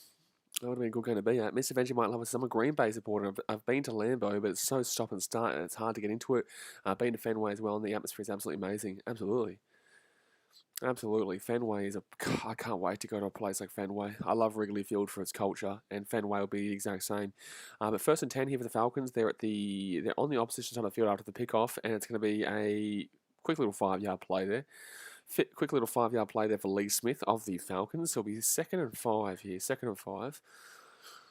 2nd and 5. Mr. Vegemite Lover says the Jets need to be referred to constantly as the goddamn Jets after this performance. This is poo. This is horrific, mate. This is terrible. Like, this is Jets. This is typical Jets, though. I'm not gonna lie. I'm not surprised. Whenever you want to tip the Jets, don't tip them. You know what I'm saying? Like, if you think, the Jets are going to win this game, tip against them. Tip against them. So 14 for 19 for 151 yards is Matt Ryan. Having a very good game here to start off with. But then again, it's on the Jets defense. 10 minutes, 10 to go here of the second quarter. It's 2nd and 5. At the 29-yard line here, Matt Ryan looking deep over the top here. And another easy. Oh, no. They're going to get... they've fumbled it. It's going to be Jets ball. It's Jets ball. They fumbled it. They've lost it. And the Jets get the ball. Yikes, this game's terrible. That's going to be a fumble there from the Falcons. The Jets will get the ball here. With 9 minutes 57 to go here in the first half, the Jets will get the ball here after the fumble. Yikes. Yikes, yikes, yikes. Alexander Matthews says it's just you're way too far from the field. You go to an NFL game, you got people with binoculars. You get that with baseball too, but in the same sense, I don't mind that with baseball. If you're in the bleachers, I actually prefer the bleachers than behind the first baseline, the dugouts and whatnot. I actually prefer the bleachers. I love it. Um, I guess if you want to watch the game, like if you're there for you want to do your own stats, like writing down the stats and whatnot. I think being behind the first baseline, or the home dugout or whatnot, you're pretty happy with it. Or obviously in the expensive seats right behind the home plate. But if you want the atmosphere, you go to the bleachers. I'm not gonna lie to you, especially Wrigley Field, especially Wrigley. But here we go. The Jets gonna get a ball here after the turnover. Terrible. Mr. Vegemite Lover says, when your last most successful quarterback was Mark Sanchez, you got a trash organisation. Wow, Mark Sanchez. That's a player name. That's a player name you haven't thought about for a while. Zach Wilson, though, he throws just as many interceptions as, what was his name? The Buffalo Bills quarterback a couple of years ago. What was his name again? We spoke about him a couple of weeks back on the Red Zone, or maybe a week beforehand. I can't remember. There was a quarterback for Peterson, maybe? Peterson for the Buffalo Bills. He threw like 6 picks in a game or some shit. It was ridiculous. Darren McConnell says, what you think of the name Washington football team? I call them the no-name team. Nathan Peterman, thank you. Not Peterson. Nathan Peterman, thank you, Pattercat. It is Nathan frickin' Peterman as well. Yeah, absolutely. Oh, cool. The coverage didn't even show us this down, so it's second down here. The Jets have made a play. I couldn't tell you, though, because I didn't get to watch it, because the coverage apparently didn't like to show it. Second and 8, so it was a 2-yard gain. Well done, Jets. You haven't gotten the first down so far. But I don't mind the Washington football team. I guess I'm used to it now. I still will never get used to the Cleveland Guardians. I still call them the Cleveland Indians in the baseball. But yeah, Washington football team, it is what it is, man. I don't really call them the Redskins anymore, but the Washington football team is whatever. But it's going to be first down here. They're going to throw for a 15-yard play. It's their first down of the game. First down of the game here for the Jets. John Russell says, I feel sorry for UK with 2 horrible teams playing today. I just don't understand why. I just don't understand why they would play these 2 teams here. Like, what? Why would you take the Jets and the Falcons? Like, even if you had have said the Lions against the Jags, it still would have been a better before the season started. It still would have been a better outset of a game, and it probably would have ended up being a better game than this. Even the Lions and the Jags, but obviously the Jets and Falcons are 2 teams that have no real soul right now, to be completely honest with you. Cleveland Guardians of the Galaxy, 2nd and 3 here. That's a good little play there from the Jets, to be honest with you. 5-yard play. 7-yard play. Hello, Blaze. Do some maths, mate. What is wrong with you, son? Teammate Sport says, Blaze, I'm about to cry. The Dolphins play the Bucks this week. I would cry just because I'm a Dolphins fan in general, but Jets here over the top. Could pass to nobody. I don't know what he's doing there. He actually could have ran there for the first down, but instead he's going to throw it to Rosed.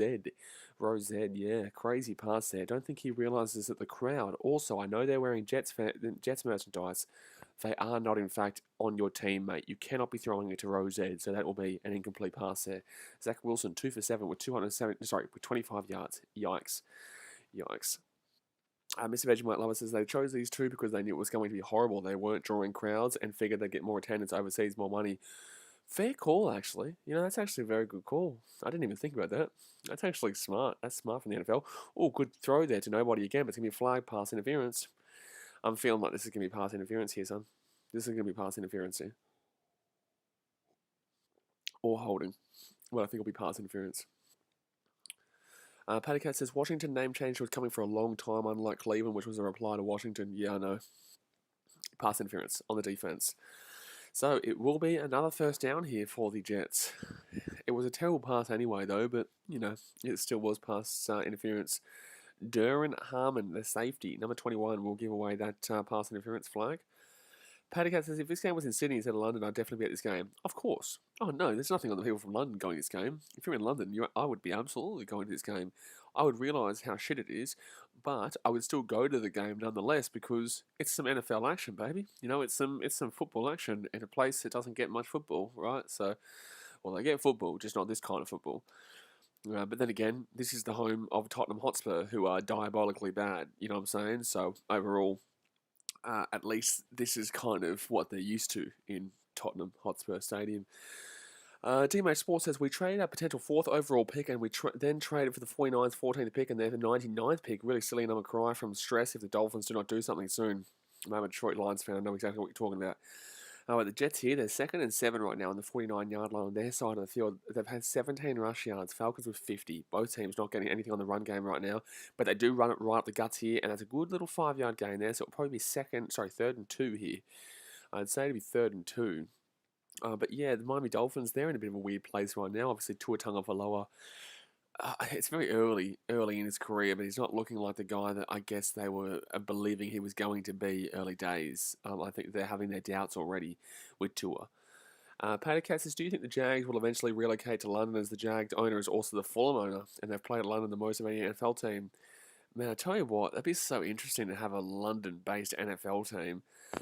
That'd be so strange. It'd be so strange. I wonder how it would work out. Probably the first 6 weeks or so, or first 7 weeks, they'd have to play. 8 weeks, sorry. First 8 weeks, they'd have to play in America and then have a bye. And then the following 8 weeks, maybe play in London. Is that probably how it would work? I'm not sure. Mr. Vegemite Lover says, who would you rather be right now, Zach Wilson or Urban Meyer? Probably neither of them, mate. Probably neither of them. I'd probably go with neither. If I had the choice of going neither, I would go with neither. If I had the choice of going either, I would choose to do something that I'm not allowed to say here on YouTube. So Jets here, they're 2 yards out right now. They're on the 46-yard line, and that's going to be a good run there for Ty Johnson. They're moving the chains, baby. They're moving the chains here. That's going to be first down. Patercat says, Jags owner also tried to buy Wembley Stadium off the FA a couple of years back, but was unsuccessful. That was never, ever, ever going to happen. As if they're ever going to... as if they were ever going to be giving... as if they were ever going to be selling the Wembley Stadium. You wish it, mate. Wembley Stadium is football, like it's in soccer. Wembley Stadium is English football. There's no way that would ever happen. No price would ever do that. So 6 minutes and 15 seconds to go here of the first half. The Jets here, they're 42 yards out right now, and they're starting to move it with the running game a little bit more. And Zach Wilson drops back right now. He's got left, he's got right, he's got... Oh, jeez. That Corey Davis has just been slammed. He's been absolutely crunched there in the tackle. He'll probably get a 1-yard gain there, but my goodness me.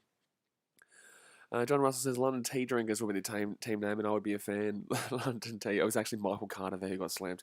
But I wonder what London would call themselves. I wonder what it would be. The London bloody... jeez, I don't know. I'm not too sure. London Hotspur? 2nd and 9 here. 2nd and 9 here for the Jets. They're 42 yards out right now. Patercat says Tottenham Hotspur Stadium is the first stadium in England to always have an NRL pitch ready. An NRL pitch ready. Oh, you're talking about NFL. I was going to say NRL. It's pretty NRL-like regardless. But Zach Wilson here, good spin move there. Good spin move. 99 skill for the spin move, and he's going to throw it again to the sideline. Don't think you realise this, Zach Wilson, but the sideline is not a part of the game, son. It's not a part of the game. Darren McConnell says, what do you think of the NFL thinking of bringing a team from London to the NFL, and what team do you think it would be? Well, that's what we're talking about right now. But I think that I like it. I think it really would bring a fresh aspect to the NFL. I think a lot of people outside of America would actually get around London because obviously, especially in Australia, I feel like a lot of people would get around the UK in that aspect. It's a difficult situation though, because you've got to think about time zones and whatnot. 42 yards out here, Zach Wilson drops back. It looks out left-hand side here, and good throw. So that'll be about a 12-yard gain there. That'll be about a 12-yard game there for Jamison Crowder. So it'll be 1st and 10 for the New York Jets. But yeah, it just comes down to logistics in regards to timing, because I would say the first 8 weeks you'd have the London-based team in America, or maybe probably in London, and then have it by a week in week 9, and then for the following 8 weeks they would go, or 7 weeks or whatever, they would come to America and they'd do their travelling and whatnot, because otherwise it wouldn't really make sense time zone wise, because you couldn't just have them going back and forth. So 1st and 10 here for the Jets. And Michael Carter here, good run for a 9-yard gain. 9-yard gain there for the New York Jets. It'll be 2nd and 1 here, with 4 minutes 21 to go here of the second quarter. The Jets are actually kind of coming back in this game. If they can score a touchdown here before half-time, they're actually in this game here still. Alexander Matthews says there were talks of the Jaguars moving to London. Yeah. So the Jaguars, their owner, they wanted to take him to London, and that's why the Jags are usually playing the game in London. But Yeah, it'll be interesting to see if the Jags do that. Obviously, Jacksonville will be up in arms, but their team has had a very unsuccessful history. It wouldn't be surprising. Michael Carter, 5 rushes for 20 yards. This drive, 6 rushes, 5 passes, 68 yards. Zach Wilson having a good drive right now. 2nd and 1 here at the 20-yard line. Gives off to Michael Carter, and Carter, terrible run. We'll go for maybe, it's the first, sorry, it's only 2nd and 1, so he'll get it. He'll get that. So I guess that's the right move there. Sorry, it gave us a good bad angle. It didn't tell us what how many downs they had and how much yardage they needed. DMH Sports says, Blaze, the Lions have a potential 2nd overall pick. To see the Dolphins make silly trades, they shouldn't, and the Lions don't make much changes they need to. Lions are looking a lot better than Dolphins right now, I'm not going to lie to you. In regards to future-wise, I'm a lot more content with the Lions in the way that they're moving forward than I am with the Dolphins right now. So 1st and 10 here for the Jets. They're 16. I know you don't like that, but it's the truth. 16 yards out here. That's a terrible pass from Zach Wilson to go straight to the ground. He had an open man there for probably about a 5-yard play. That was probably a 5-yard play there, but unfortunately Zach Wilson couldn't find the man. Well, he does find him, but he just finds the grass first. Paddy Cat says, London would be a team casual support because they're London, like how New York Giants get the New York casual support and LA Rams get the LA casuals. Yeah. Absolutely. DMH says, the Lions have already read that comment. Paddy Cat says, LA Chargers are a joke of a team. When they played back at StubHub Centre, which was 30k capacity, they couldn't fill. And when they filled it, the opposition fans outnumbered them. Very similar to the Titans in that aspect, though, mate. In the Gold Coast Titans, that is. It's a very in-and-out area. Are they mainly San Diego to LA Chargers? Aren't they mainly based... Oh, no, sorry, I'm thinking about the Angels. Sorry, I'm thinking about the Angels. So 2nd and 10 here. The Jets will use a timeout with 3 minutes 5 to go here of the first half. Hope you guys are enjoying the stream. Hit that thumbs up button if you haven't already, and subscribe if you're new around here. We love our NFL here. Obviously, I wish I could be louder, but it is 2 a.m. in the morning, 1:40 in the morning over here in Sydney right now. Mr. Vegemite Lover says, Lions have been super unlucky this year, albeit super competitive to a degree. Absolutely. That's what I'm saying. I'm a lot more believing in the Lions going forward than I have been previously. Obviously, Matt Patricia, getting rid of him was a massive bonus to my life and my mental health. Obviously, we've lost all 4 games this year. Should have beat the Ravens. Unfortunately, the lay of game call wasn't made. Oh my God, don't show me any photos of bloody burritos. I want a burrito right now. Yeah, it's San Diego Chargers. Yeah, I was right, Patacat. Yeah, San Diego Chargers. That's what it used to be. But yeah, Lions have been competitive, but in the same sense, they've still been typical Lions. Typical Detroit Lions football. DMH Sports agrees. Still hard positions for both franchises. Do feel bad for you Lions fan, man. Yeah, like it's a legal requirement to feel bad. It's a legal requirement to feel bad for Detroit Lions fans. But in the same sense, right now we're in a better position than personally the Miami Dolphins, in my personal opinion. Mr. Vegemite Lover says, Spanos, LA Chargers owner, is a disgrace. Wanted San Diego to pay for a new stadium, and when they didn't, move them to LA, a predominantly basketball city. 2 teams ain't going to work in LA. Yeah, LA is definitely... What you find in America is that cities, they get around every sport, but they've usually got a predominant sport, right? And LA is definitely Lakers and arguably Clippers, but Lakers. And then you could make it a big argument for the Dodgers too. I would say that the Lakers and the Dodgers are the 2 predominant sporting franchises there. The Rams, people get around it, but not really. And the Chargers, people get around it, but not really. The Angels, they have a supporter base, but not really. They're definitely the second fiddle out of the Dodgers. And then obviously the Clippers, they're massively second fiddle, right? You go Chicago, I would... Yeah, well, to be fair, Chicago's a difficult one because the Blackhawks are so big. We had this conversation on Friday, actually, Thursday night football for you guys, but in America. But on Friday, for me, we were talking about this and thinking, like, what Chicago's main sport is. I'll ask you guys here, would you say it's NFL with the Bears, or would you say it's the Blackhawks, or would you say it's the Cubs, or would you say it's the Bulls when they're successful?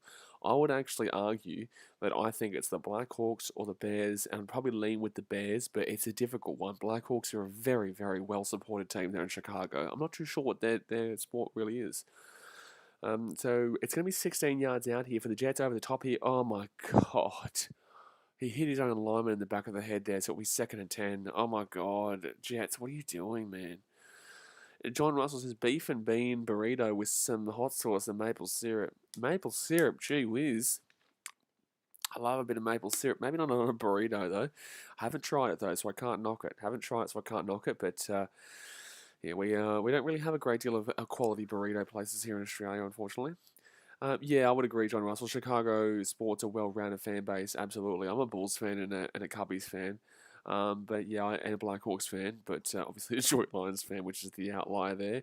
I think that's actually a neutral zone infraction there from the Falcons. They haven't called it though, but the Jets will get the reception there. Probably 4 yard gains. It will be 3rd and 6.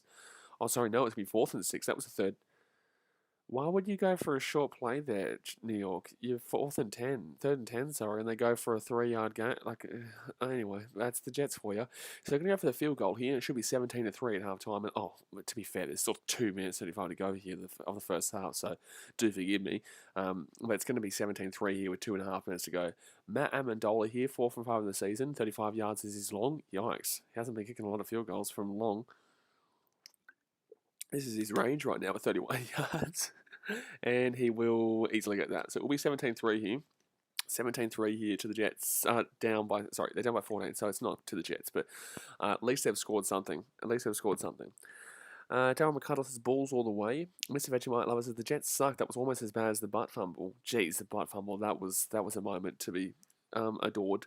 That was a moment in history. DMH Sports says it's like Texas with football, NFL being the number one.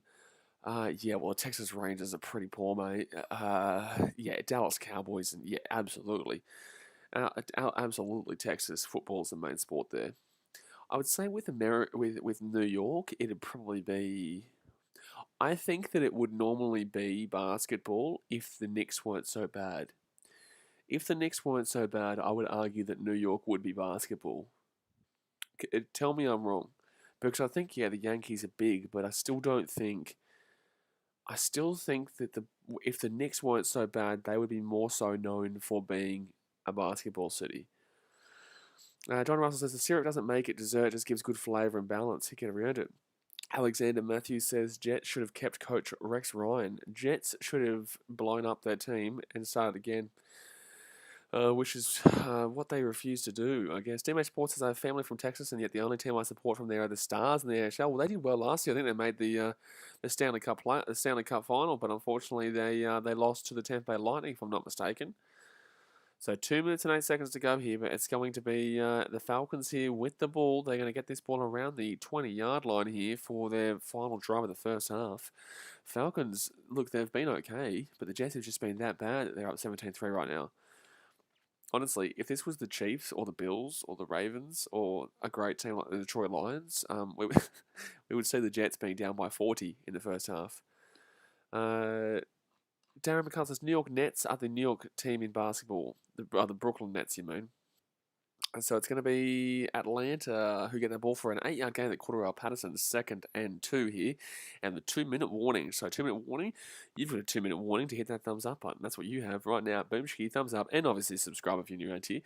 But New York, yeah, look, the Brooklyn Nets are a massive bandwagon team right now. But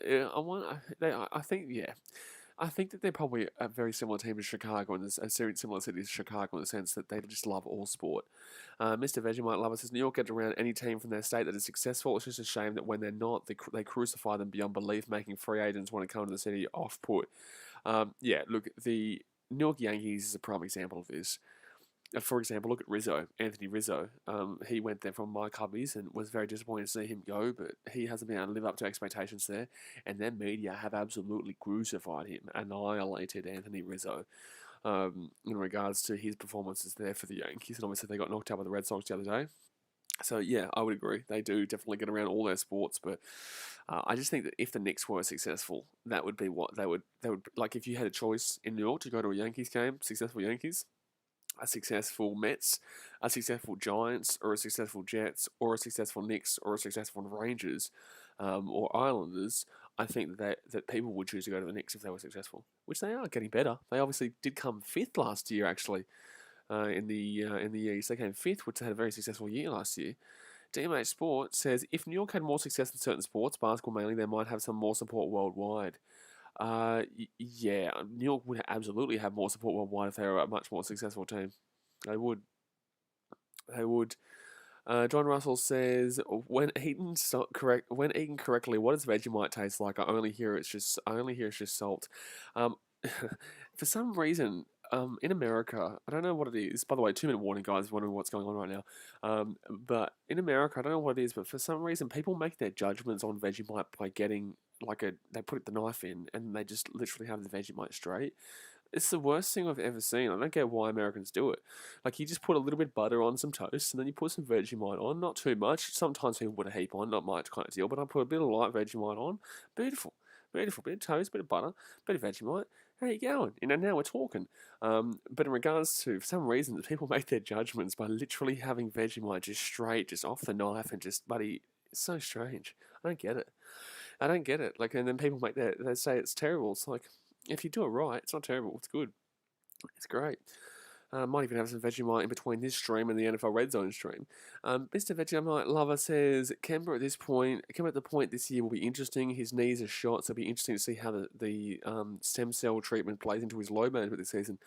Very excited for the NBA. Very excited for the NBA, especially with my Chicago Bulls. Zach LaVine, Vucevic, Lonzo Ball, Falcons throw for a incomplete, so it'll be 3rd and 2 here. DeMar DeRozan, obviously, Alex Caruso there, Kobe White off the bench. I think it's going to be a good Chicago Bulls season this year. John Russ says, you don't eat mayo by a spoonful. Exactly right. You got to do it right. You don't just go into the mayo. Some people do, but you don't just go poop, poop. You don't do that. That's bloody outrageous. Mr. Vegemite Lover says, people eat Vegemite in the States like Nutella, which is the exact opposite of how it should be eaten. I know. It's really like Nutella, you do it like that. You don't do it like that with Vegemite. He knows. He's Mr. Vegemite Lover. Falcons here, left-hand side, and that's an open play there for the Falcons. You can't get more open than that. You can't get more open than that. That's an easy play there for the Falcons for a first down there. 4-yard play on the left-hand side. Don Russell's DMH Sports says Vegemite is go-to. You can't bloody complain a bit of Vegemite. Darren McCullough's ranking 1 Islanders, 2 Nets, 3 Knicks, 4 Giants, and 5 Jets. Where's the Yankees? What are you talking about here? What's your actual? What are you saying? What about the Yankees? Have you just said the Islanders, the Nets, the Knicks, and the Giants and Jets are above the Yankees right now? Are you saying that no one's? If you're talking about right now, mate, the Yankees would be currently the highest. I would say right this second, the Yankees would be top. I'd say they're number 1. Islanders could be 1 right now, but the Nets could be. The Yankees are definitely a couple. If you haven't said them, there's no way that you're putting the Giants, the Jets, and the Knicks over the Yankees right this second. So the Falcons here, they're going to drop right-hand side. Falcons throws it to... Oh, my God. It was nearly picked off there. It was nearly picked off. Alexander Matthews says, Vegemite sounds like a Marvel superhero on his last leg. Mate, tell you what, he's not too far off the point there. Not too far off the point. John Russell says, Giants are horrible. The Giants are horrible. Saquon Barkley's been looking pretty good recently, though. Darren McCullough says, no, I left out the Yankees. I was going to say, you're crazy, mate. You're crazy. You need help, son. You need help with leaving out the Yankees. So 3rd and 60 with 50 seconds to go right now. 3rd down conversions, 4 from 6 for the Falcons. My entire life of foul conversions for the Jets. And the Jets are going to get the ball back here. It's going to be 4th and... Oh, my God. Pass interference from the Jets. It's going to be a pass interference here. Darren McConnell says the Yankees 2. Yeah, I would say the Yankees are definitely top 2, even arguably 1 over the Islanders. I'd probably go Yankees first, Islanders second, Nets third. Yeah.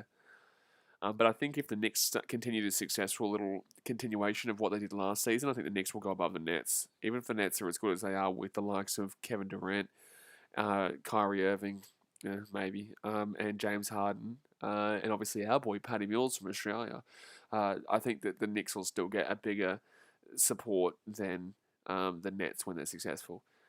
So 44 seconds to go here. It's going to be first down, and now it's going to be 2nd and 10 here. That pass interference call again, screwing over the Jets.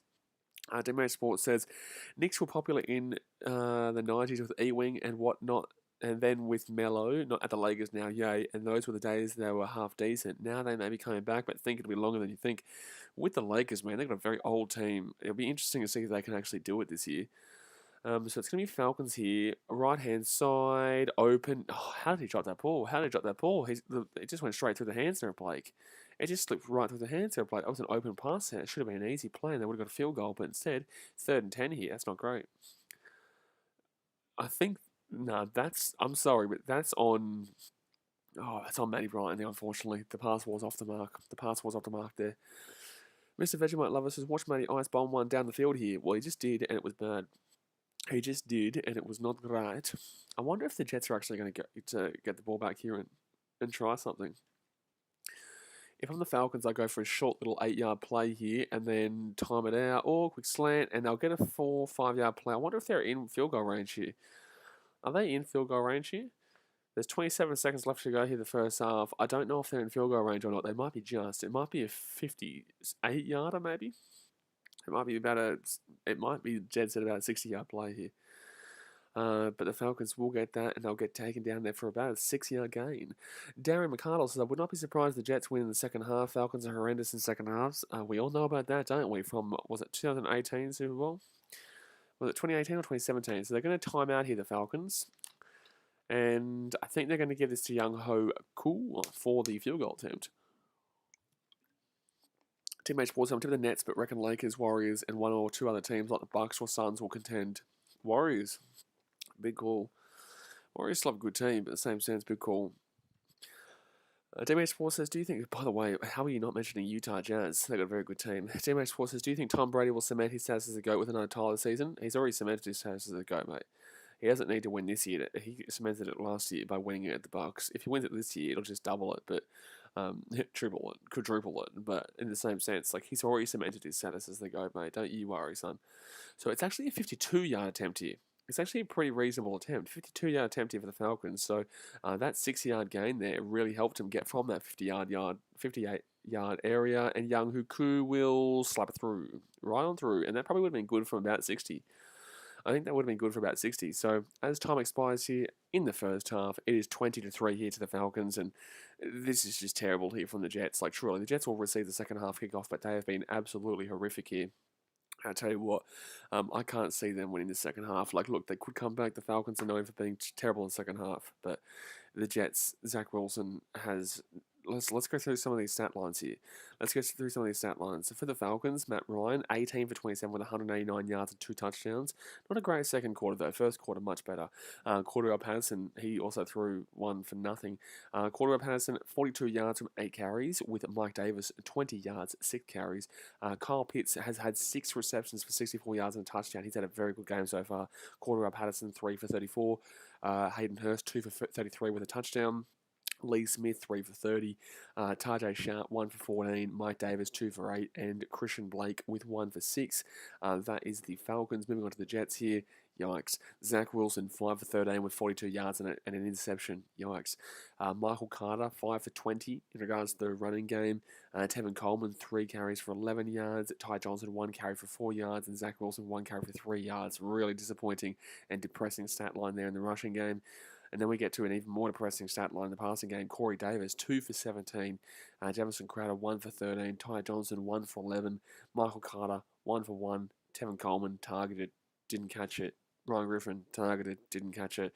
Denzel Mims, targeted, didn't catch it. And Elijah Moore, targeted, didn't catch it. So the Jets, I tell you what, they are just having a shocking game right now. My goodness me, shocking game. But guys, hit that thumbs up button if you haven't already, and subscribe if you are new around here. We do love our football here. We've got the NFL Red Zone coming right on after this in about 2 hours' time. So we've got the second half of football here, and then we do have the NFL Red Zone, which we'll go through the games in just a few moments, and we'll read out my predictions for those games. Teammate Sports says, I think Utah will make some noise and will get beat in the playoffs by the Warriors. Curry is back and looking good. Clay's going back and Wiggins is looking good. I think you're very much overrating the Warriors here. I think the Warriors will be good. I think they'll be able to score, but I think their defense will, unfortunately, give up quite a few points. Still, to be honest with you, I think their defense will still give up quite a few points. John Russell says, I hate Brady, but he's the GOAT. Absolutely. You can hate Brady if you like, but he definitely is the GOAT. But let's move into the games that we're going to be watching here later on today, guys. The Texans versus the Patriots. I've got the Patriots winning that game. I think they'll win that one pretty easily there. Mac Jones and, to be honest with you, I think Jacoby Myers will have a pretty big game.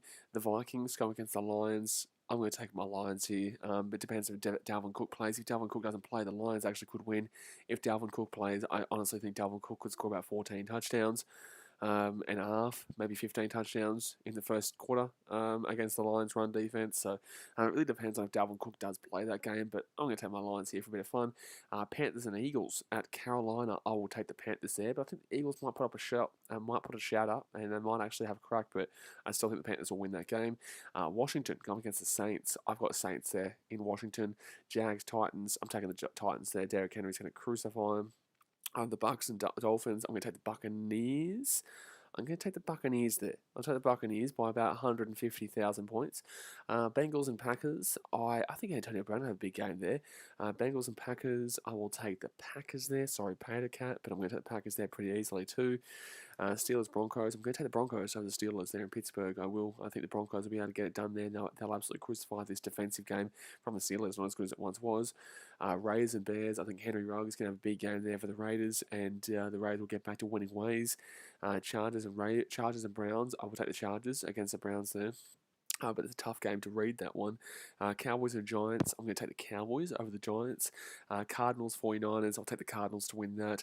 Chiefs, Bills. I will definitely take that. Chiefs, Bills isn't in the red zone. That's the one afterwards. But Chiefs, I've got to beat. No, I'll go the Chiefs there in Kansas. I'll go the Chiefs there in Kansas over the Bills, yeah. And then Ravens and Colts. I will be taking the Ravens to win that tomorrow. Darren McCullough says, do you prefer pizza, burrito, or taco? Personally, for me, I love pizza, mate. I do. I love pizza. When I'm in America, though, we don't really have good burrito places here in Australia because obviously burrito's not really an Australian kind of delicacy. It's not really an Australian food. But yeah, I think for me, I absolutely prefer pizza. But that's because in Australia, we have some great pizza joints down here. John Russell says, yeah, then Wildcats are legit. D-Mate says, yeah, it was insane. Darren McCall says, I'm thinking Miami plus 10. You got Miami plus 10. Who am I playing again? Against the Buccaneers? No, I got Bucks winning by a lot there. I got Bucks winning by about 21 maybe, but in the same sense, Dolphins defense is meant to be good. It hasn't been good all season, but it's still meant to be good, but gee whiz. NBA preseason. What's the NBA preseason been looking like? Obviously, the Chicago Bulls have been crushing it. Chicago Bulls play today at 10 a.m. my time. But the Chicago Bulls have been winning games by about 40 points in the preseason, which has been crazy. 121 to 85 against the Pelicans, and my Bulls also won 131 and 95 of the Cavs. And they play the Cavs again today. DMA Sports says we have Taco Bell here in Australia now. Yeah, but it's not Taco Bell of America. It's not. What's that place that has a really good burritos in Chicago? It's America. It's a pretty popular burrito chain. It's pretty popular. It's really good. I used to love it. When I would go to Cubs games and come back at night, I would get this. I can't remember what its name is though. It's a big chain. Man, I can't think of its name right now. John Russell says chalupa from Taco Bell is what I eat from there. What's that? What's the name of the burrito place? America burrito chain. Here we go. Yeah, now we're talking. Okay, so what is it called? Not taco, but Chipotle. There we go. Chipotle is the one. Chipotle. How good's Chipotle? My God. Oh my God, mate. How good's Chipotle? You can't complain with Chipotle, mate. You just simply can't. I tell you what, I used to absolutely pump that. I used to be a big boy, like a real fat. I was so fat in America. Darren McCall says, do parlays. Parlay, is that part? Look, I love a bit of gambling, but I hear parlay a lot, but I think it's more of an American term. Parlay, is that betting against a team? Or that's betting against a certain option rather than betting for the option, if I'm not mistaken. Or is parlay, is that a multi? Is that like multiple putting together? DMH Sports says, my Dolphins will win the Super Bowl after I die at this rate. Well, to be fair, man, everyone always says, oh no, one day it'll happen. I can tell you right now, unfortunately, mate, there's no guarantee. Ask Chicago Cubs fans. If someone was born in 1909 and lived a full 107-year life, they would never have seen their team win the World Series. So, you know. Kawhi Leonard says Jets losing because they are Jets lagged. They are jet lagged. They are Jets lagged. They are always Jets lagged. They don't need to be going to London to be Jets lagged. Jet lagged. You know, they're a team that are 24/7 on jet lag for their entire history. John Russell says, yes, I'm American from the state of Tennessee. There we go, mate. There we go. So we're in halftime right now, guys, if you are just tuning in, and it is currently Seattle Kraken on Wednesday. Yeah, Seattle Kraken versus Golden Knights. That'd be interesting. Actually, we've got a Golden Knights fan in the chat. There we go. He's versing the new team, the two new teams playing each other. That's obviously done deliberately, but yeah, Falcons up 23 at halftime, and the Jets look absolutely woeful. They look absolutely woeful here. And I wouldn't be surprised if a majority of these games coming up at Woeful too. Darren McCarthy's parlay is multi-teams on one single bet. Yeah. So, we call it a multi here in Australia. Multiple bet, but we just call it a multi. For example, betting Miami and Denver for 10. Yeah. We just call multis though. We don't really call it parlay. But yeah, now I remember because guys call it like 10-team parlay and whatnot. But yeah, man, yeah. That's a pretty popular one down here. I think most people actually do bet specifically on multis rather than on individual bets in Australia. Australia is a very big gambling nation. Australia, unfortunately, is a very big gambling nation. So no, we do. We would literally bet if you put two flyers on a wall and you raced them to the top, we would probably bet on those two flyers and see who would win that battle from there to the top. Two flyers on a wall, we'd bet on it. I would bet on it. You'd bet. Everyone would bet on it in Australia. We have a game called Buddy. I think it's Heads Up with Anzac Day, where you flip a coin. You put money on whether it's gonna be heads or tails. The whole day. For the whole day, we bet random people at the pub on Anzac Day if it's going to be heads or tails. That's the entire game. So, like for example, I put $100 up for tails. Somebody else has to put $100 up. They get heads, and whatever it lands on, it's the winner. It's a real game. I'm not joking. John Russell said, "I don't gamble. The house always win." Bingo. The house always does win because they know the odds. They know what's going to happen realistically, or they just know you're going to come back. We've got each other back. Bales Mafia will grow from this. What's happening with Buffalo? Huh? What happened? What's happened with Buffalo? Oh, last year. They're talking about last year against the Chiefs. Okay. I was wondering what's going on there. Let me have a look here. Who I've got today in my fantasy? Who I've got lined up in my fantasy here today while we wait here for the second half. Gee whiz. Kyle Pitts on 18.4 points at halftime in fantasy. He's having a big game there, Kyle Pitts. So my fantasy, I've got Patrick Mahomes playing against the Bills later on. That's going to be tough, man. Dalvin Cook playing against the Lions. Hopefully still questionable, though. Still questionable. Let's go see if there's any update here to Dalvin Cook. Still a game time decision, obviously. Aaron Jones going up against the Cincinnati Bengals. So that's two really good running back matchups there for Cook and Jones. Keenan Allen for the Chargers up against the Browns passing defense. Browns passing defense. How many yards they've given up on passing? How much have they been doing defensively? The Cleveland Browns this year. They are a second best defensive team passing yards. Wowee. They've only given up 183 yards per game on the part. Oh, yikes! That's not fun there. That's not fun there for is it Keenan Allen going up against the Browns? Yikes! Yeah, I did say don't really want to put him out there, but I will put him there because it is Keenan Allen still. Jamar Chase, Bengals versus the Packers. I don't really like that matchup, but it's still Jamar Chase. T.J. Hawkinson going against the Vikings defense. I like that. He is questionable, but he's expected to play. Henry Ruggs, I'm putting him into my flex there against the Chicago Bears. I think he'll have some pretty easy downfield bombs that will get driven to him, and their defense is horrific. I could obviously put in, if I really felt like, a Timmy Patrick for Denver against Pittsburgh, who I think will have a good game too, but I just feel like Henry Ruggs will lap up to a deep ball and he'll get a touchdown late on. Zach Moss is also an option that I could play, but he's against the Chiefs, and I'm not going to back in a running back against the Chiefs. The Chiefs usually are pretty not great on their rushing defense. Actually, let's go have a look at it, actually. In regards to their rushing defense, they are literally second last, so I should actually probably put in Zach Moss. Actually, I will ask you guys in the chat here. I'm going to end this poll. I will actually end this poll here, and I'm going to ask you guys in the chat. Do you think who I should play here? Who I should play? John Russell says college football, NFL football was following baseball in a year, but I've lost interest in baseball. That's all I follow. NFL, yeah. Look, baseball. It depends on if your team's going well with baseball. Really, it does. Who should I play in flex for NFL fantasy? We've got Henry Ruggs v Chicago. We got Zach Moss v the Chiefs. Who else have we got here? Who else have we got? Tim Patrick versus Pittsburgh. Tim Patrick v Steelers. Or there's probably one more play here that I would consider. Or there's Sammy Watkins. I wouldn't probably play Sammy Watkins. Nah, it's just those three. I'm not even going to give you the option because I don't want to. I don't want the other option to be there. I don't want there to be another option. All right, so Henry Ruggs versus Chicago, Zach Moss versus the Chiefs, or Tim Patrick versus the Steelers. There we go. So go and vote for that one in the chat. John Russell says Chiefs have slowly started to regress. Yeah, look, I'm disappointed with Patty Mahomes in fantasy, mate. Obviously, spent a really high pick on him. And look, he's still been fine, man. I'm not gonna. It's not like he's been terrible. Um, like, let's go have a look here. How many points he scored so far? Simple box score. Here we go. Patrick Mahomes got 41 points last week, though, so that was a good week. That was against Philadelphia, though, so no shit, Sherlock was he going to have big points marking there.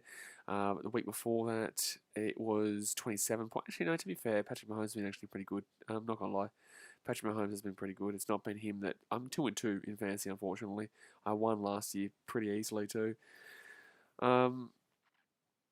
I won last year pretty easily there. 30 points there in that second week. 30 points there in that second week, and then the first week. No, Patrick Mahomes actually been pretty good. I'm all over the shop. I don't know what I'm talking about.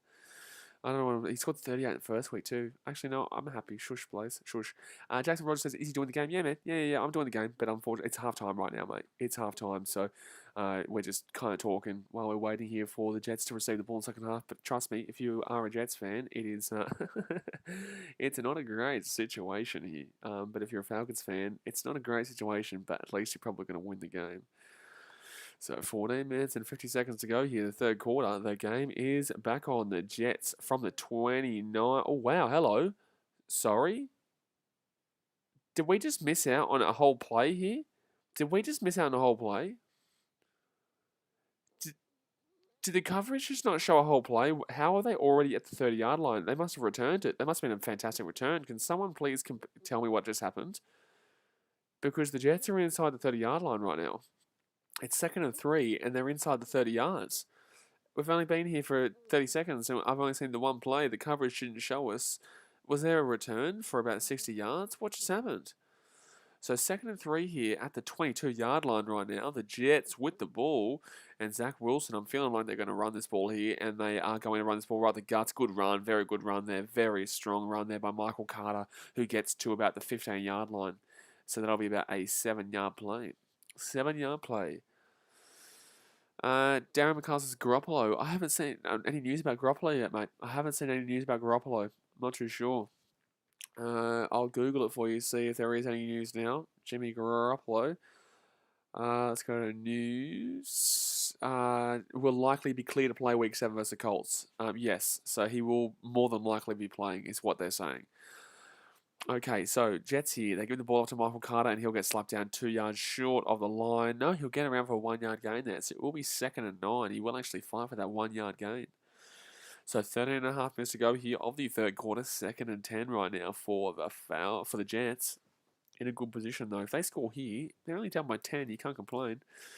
Even if they get a field goal, they'll only be down by 14, which is 2 touchdowns. But if they don't score a touchdown here, then there's an issue. John Russell says, even the broadcast thinks it's a horrible game. They forgot to press start. Yeah, absolutely. Absolutely. I missed a play that probably got about 60 yards. I don't know how they got into the offensive 30. All right, so 2nd and 10 here. Jets on the 14-yard line, right-hand side here, underneath, and they go for about 5, 6, 7-yard play there. So it's going to be a 3rd and 3, I would say. It's going to be about 3rd and 3 here for the Jets. That was a nice little play there. Nice little play action. Wilson just gets it underneath for the Jet shotgun out right. Jet shotgun out right, and he goes to, it's going to be 7 yards out, so there'll be 3rd and 3 here, 3rd and 4, sorry, but they're going to be 8 yards out here from the end zone. Can the Jets score right now? This is big. This is big. Henry Ruggs with 100% of the vote right now in the poll. Henry Ruggs versus Chicago, 100% of the vote. Wowee. So 8 yards out here, 3rd and 4, and the Jets here, they run this one up the guts, and that's going to be 1st down. That's going to be 1st down. Michael Carter there with a very good, strong run. Sorry, no, it was not Carter, actually. It was not Carter, it was Johnson, Ty Johnson, with a huge run right up the middle there, 1st and goal, and they're going to be 3 yards out. So the Jets are more than likely going to score on this play. Here come the New York Jets. You don't say it much, but they are technically here. They are ready to go right now. They are ready to go here for a touchdown. Ty Johnson, 2 rushes for 10 yards, 1st and goal. Is that the same Ty Johnson that was at the Green Bay Packers and the Baltimore Ravens? Am I mistaken there? So 11 minutes 42 to go here. First and goal, 3 yards out, and the Jets going to drop this one back here. Ty Johnson, he'll get taken down about 1.5 yards short here. Just over that yard short for the Jets right now. 11 minutes 25 to go here of the third quarter. Just that little bit too short. 5 rushes, 1 pass, 28 yards in this drive with 3 minutes 40 taken off the clock. John Russell says a broken clock is right twice a day. Buddy, I tell you what, you're not too wrong there, mate. You're spot on. You're spot on. So 11 minutes and 7 seconds to go here, third quarter. And the Jets on the 1 yard line. 1-3. Both these teams at the fifth week of the season, and they run it again. Easy touchdown. Easy touchdown. So Ty Johnson will score a touchdown there for the New York Jets, and it will be 20-9 here with the extra point to come. But the Jets do get on the scoreboard here with a touchdown. 4 rushes, 12 yards, and a touchdown is Ty Johnson, and he was obviously that goal line, the red zone running man. Just then, they just kept feeding the ball. Took the ball away from Michael Carter, and Ty Johnson is going to be the guy that runs over the line there and gets the touchdown. So the Jets back in this game here. 7 plays, 29 yards, 4 minutes and 4 seconds gone through that scoring drive. And the Jets will be down more than likely by 10 points here as long as they get this extra point right now. 10 minutes, 56 to go here of the third quarter, and we will see them get the... Oh, he got it. No, it hit the post. Oh, he's missed it. He's actually missed it. That's so Jets football. That is such Jets football. He's missed the kick. He's missed the extra point. He's missed the extra point there, so it's going to be 20-9 here. I can't believe that. How do you miss it? Like, man, if you're missing the extra point, there's an issue. There's a real solid issue. How do you miss that? It hit the post, bounced back. And there we go, guys. There we go. So we'll stay here at 20-9, 11-point game, and the Falcons will get the ball back. But honestly, the Jets didn't look too bad on that drive. They didn't look too bad. John Russell has doinked it. Yep, something the Chicago Bears know all about. John Russell says about time they get a touchdown. Yeah, it took them a while. Well, last week they got a few touchdowns. The week before that, they obviously got a nice little nil point, a big 0 on the scoreboard against who they played 2 weeks ago to get the nil point on the scoreboard. It wasn't a good team. It was maybe the Denver Broncos, maybe the Broncos were the one who gave them the nil point. Where's the Jets? Yeah, Broncos 26-0. Yeah, that was not a good performance there by the Jets. Yikes. Yikes. Game center. Going to have a look at fantasy. So that's going to, 20-9 here is the scoreline here. I'm playing a guy. Murph's team is meant to be beaten. If they're predicting to beat me, I really just want to know if Dalvin Cook's playing. That's all I want to know right now. That's all I want to know. I just want to know if Dalvin Cook is playing. He's playing Latavius Murray against the Colts. I don't even know why you have him on your team, to be honest with you. James Robinson versus Tennessee. I think he's going to get slapped, to be honest with you. He does have Kelsey, though. Nice, and Kyler Murray versus the Giants. The Giants defensively have not been good this year. Kyler Murray's probably going to have a pretty good game. I wouldn't be surprised if the 49ers do win that game, though, but I think it's still going to be a pretty high-scoring slugfest there. By the way, guys, gee whiz, did you watch that the Fury versus Wilder fight? How good was that? Obviously, I was streaming it. It was incredible. And that was honestly one of the best fights that I've ever seen. That Fury versus Wilder fight yesterday, just incredible. In Las Vegas, wish I was there. That would have been one that would have been awesome to be at. John Russell says scoreboard says 20-10. I don't update the scoreboards. That scoreboard updates itself through Flash Score. So that means that Flash Score have got it wrong. They've just automatically assumed that they've gotten the extra point when they did not get the extra point. So I can't change that, but it will change at some point. They will change it at some point. Sorry, I guess Flash Score just immediately assumes that the extra point was pretty easy to get, and obviously it's the Jets, so it's not exactly easy to get for the Jets. But alrighty here. Oh, geez, how cool would that be, walking on top of that stadium right there? They're dropping the ball, and they are dropping the ball, mate. But great views from the top of Tottenham Hotspur Stadium. That's pretty cool to be able to go on the top, but it's a good stadium. But the Jets are going to kick this ball back here, and the Falcons will let that one go for a touchback. They're not going to return that one. Cordarrelle Patterson, I actually know him more so for his days at the Chicago Bears in regards to his returns there. Oh, I've just dropped. Oh, there it is. Oh, no. Sorry, I just dropped my lid to my water bottle. But Cordarrelle Patterson, how good's he been this year? Cordarrelle Patterson's been fantastic. He's just been so good this year. He's been very, very good this year. But yeah, they're showing that at Detroit 22-21 over Atlanta. Let's go, baby. 10 minutes 56 to go here. The Falcons with the ball at the 25-yard line. Drives in the game. 4 drives, 2 touchdowns, and 2 field goals. So pretty solid there. Pretty solid there for the Falcons. They've scored on every drive. Every drive, whether it be a touchdown or a field goal, they have scored on every drive so far, have the Atlanta Falcons through 4. 2 touchdowns and 2 field goals. Cordero Patterson there will run for about a 3-yard gain. It'll be 2nd and 7, 8 rushes for 45 yards. You can't complain with that. It's not the greatest stat line, but still, you'll take it. You'll take it in this game, which obviously has been a bit more of the airing out the passes game. So Matt Ryan here, 2nd and 7 right now. They're at the 27-yard line. I wonder how long they'll stick with Matt Ryan. If obviously this year does go down the drain like we assume it does. Matt Ryan showed the guts there, and good pass. Very good pass there. Be a 14-yard gain there for Matt Ryan and the Falcons. Trucking down says, "Good morning, hello mate. 2:20. You on the drive, mate? Are you on the tools already? You're going for a drive already, mate. 2:20. Tell you what, we've got a long day ahead if that's the case, because we're going to be here until about 2 p.m. our time." But 9 minutes 55 to go here of the third quarter. 1st and 10 right now for the Falcons. John Ross says 1 more year probably. Yeah, I would agree. So 1st and 10 here for the Falcons. They're at the 40-yard line right now. And Mike Davis, I think, is going to get this ball here for a run. And they're going to fake it to Mike Davis over the top here for Hayden Hurst. And Hurst here, he hurdles him. He fumbles it, but it's going to go out of bounds. So we'll stay here with the Falcons. But he did fumble that ball. Talking down is on the road. He's on the road, mate. He's on the road. Well, how long are you on the road for? Because how long are you on the road for, man? Dan McCall says Dolphins plus 11, Saints minus 3, Broncos minus 1, parlay 10 to win 60. That's not too. I really do feel like the Buccaneers will win by more than 11 points, though. Saints minus 3, I do like that against against Washington. Broncos minus 1 against the Steelers, I like that. I just really don't like the Dolphins plus 10, plus 11, though. I don't want to be backing in them against the Buccaneers defense and also the Buccaneers offense. So 2nd and 10 here, and he's dropped the ball. He's dropped the ball, so it'll be 3rd and 10 here. That was a pretty easy catch there for Zacchaeus, but he will still drop the ball there. With 9 minutes and 2 seconds to go, 3rd and 10, the Falcons just can't seem to get anything going on this drive right now. Like I said, they've scored on every single drive so far, but geez, that was an easy catch for Zacchaeus. So he probably would have gone for a 5-yard gain or so as well. Disappointing there for the Falcons. So 3rd and 10 here, 9 minutes to go here of the third quarter. 9 minutes to go here of the third quarter. Drops it back, Matty Ryan at the 40-yard line over the top. Oh my God, easy catch. Oh, he's dropped it. He's dropped it. Oh my God. It wasn't an easy catch. It was a difficult catch, but it nearly had that, and then finally drops it. So it'll be 4th and 10 here, and the Falcons will be forced to punch this one away. Punt this one away, punch it away, do whatever you want, but it has to get out of your hands right now. But geez, Zacchaeus still could have caught that ball, but unfortunately does drop it, and it will be incomplete. Incomplete there for the Falcons. So 4th and 10 now.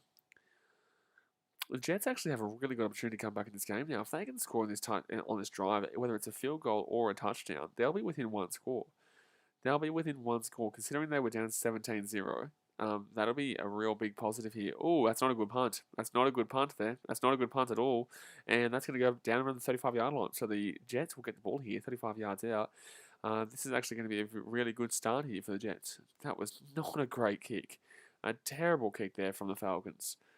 That's going to put them into a really poor position here. Really, really poor position here defensively. Like I said, the Jets just need to go probably about 40 yards or so, and they can go for the field goal, which will bring them within 8. Yes, they still need to get the 2-point play, but the 2 points. But overall, the Jets are back in this game, baby. The Jets are back in this game, and that's all we want. We just want a close game, whether it's a bad game or a good game. It doesn't really matter as long as it's a close game, so that we at least have something interesting. Talking down under says, heading to the south coast, we'll be driving for 12 hours today. Well, there we go, mate. Well, you got plenty. If you don't mind your NFL, we're going to be here with you the entire time. Besides a half an hour gap between about 3:30 and 4 o'clock. But then besides that, we'll be streaming the NFL all morning. So it will be a big morning here. This is just the first game of 14 more games today. 14 more. But 13 of them start at 4 a.m. Oh, sorry. I think about 9 start at 4 a.m. and then the other two will start at about 7 o'clock, and then another two will start at 7:25.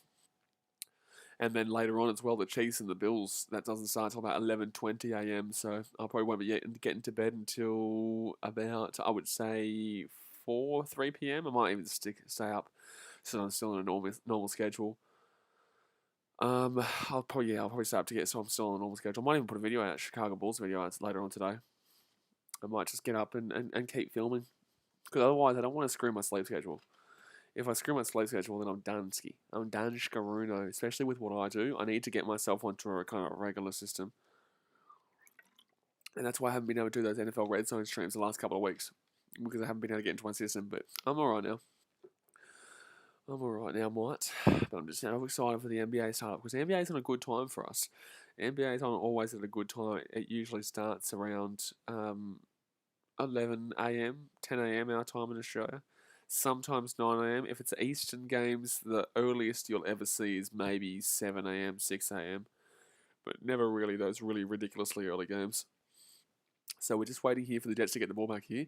Obviously, the punt was not good from the Falcons, but the Jets will get the ball in a pretty good position right now. Pretty good position there. I think they're at the 35-yard line.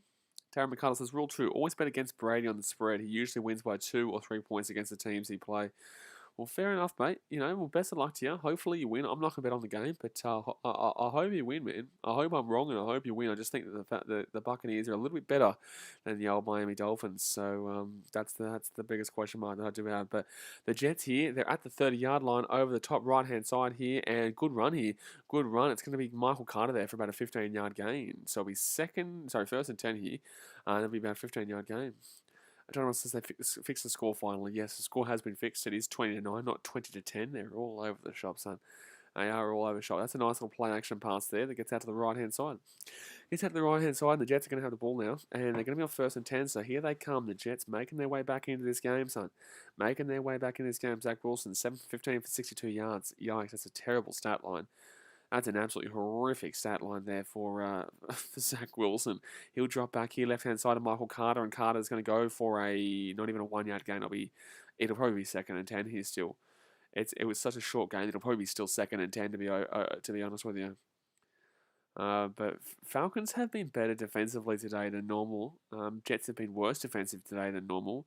It will be second and 9. They will class that as a yard gain. I don't believe it, but they will. Darren McCullers, I love your opinion. Thanks, I'm not mad, just saying. No, good on you. No. Obviously, that's all what it is, man. It's like I'm not saying that I'm right or wrong, or I'm not. It's obviously all down to opinion, and it'll be interesting to see how it goes. So, best of luck, man, because I won't be betting on it, so I would prefer you to win, considering that I'm not betting on it. So Zach Wilson here goes deep. Nowhere close. So 3rd and 9 here.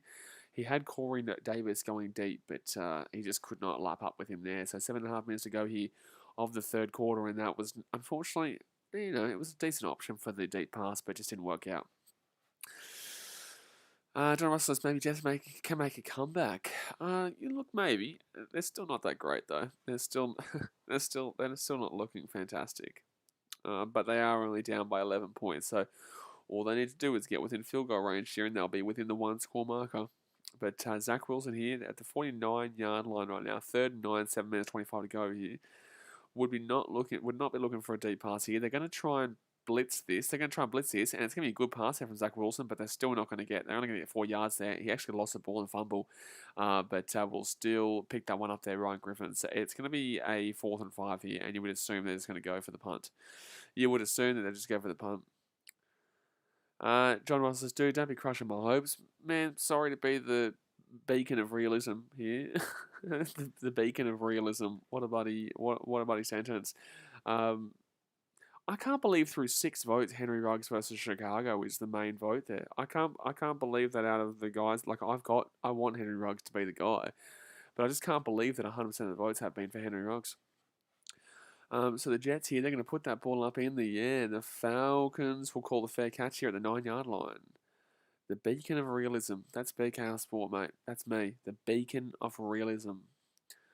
So the Falcons will get this ball here from the 9-yard line. If they score another touchdown, I would say this game is over, to be honest with you. I'm not going to lie. I would say this game is pretty much done if they are to score another touchdown, because I just can't see the Jets scoring 3. I think that a field goal doesn't necessarily do it just yet. A field goal would make it 24-9. Which is actually 14 points, but either way, they're still going to have to go for the 2 point at some stage, so it's realistically still 2 touchdowns. Using that, by the way, you may as well, mate. You may as well. Then again, I am the beacon of realism, so there we go. That's me. I'm officially the beacon of realism. I just want this. I want it to get a bit more exciting here. I want to see Falcons go for a little.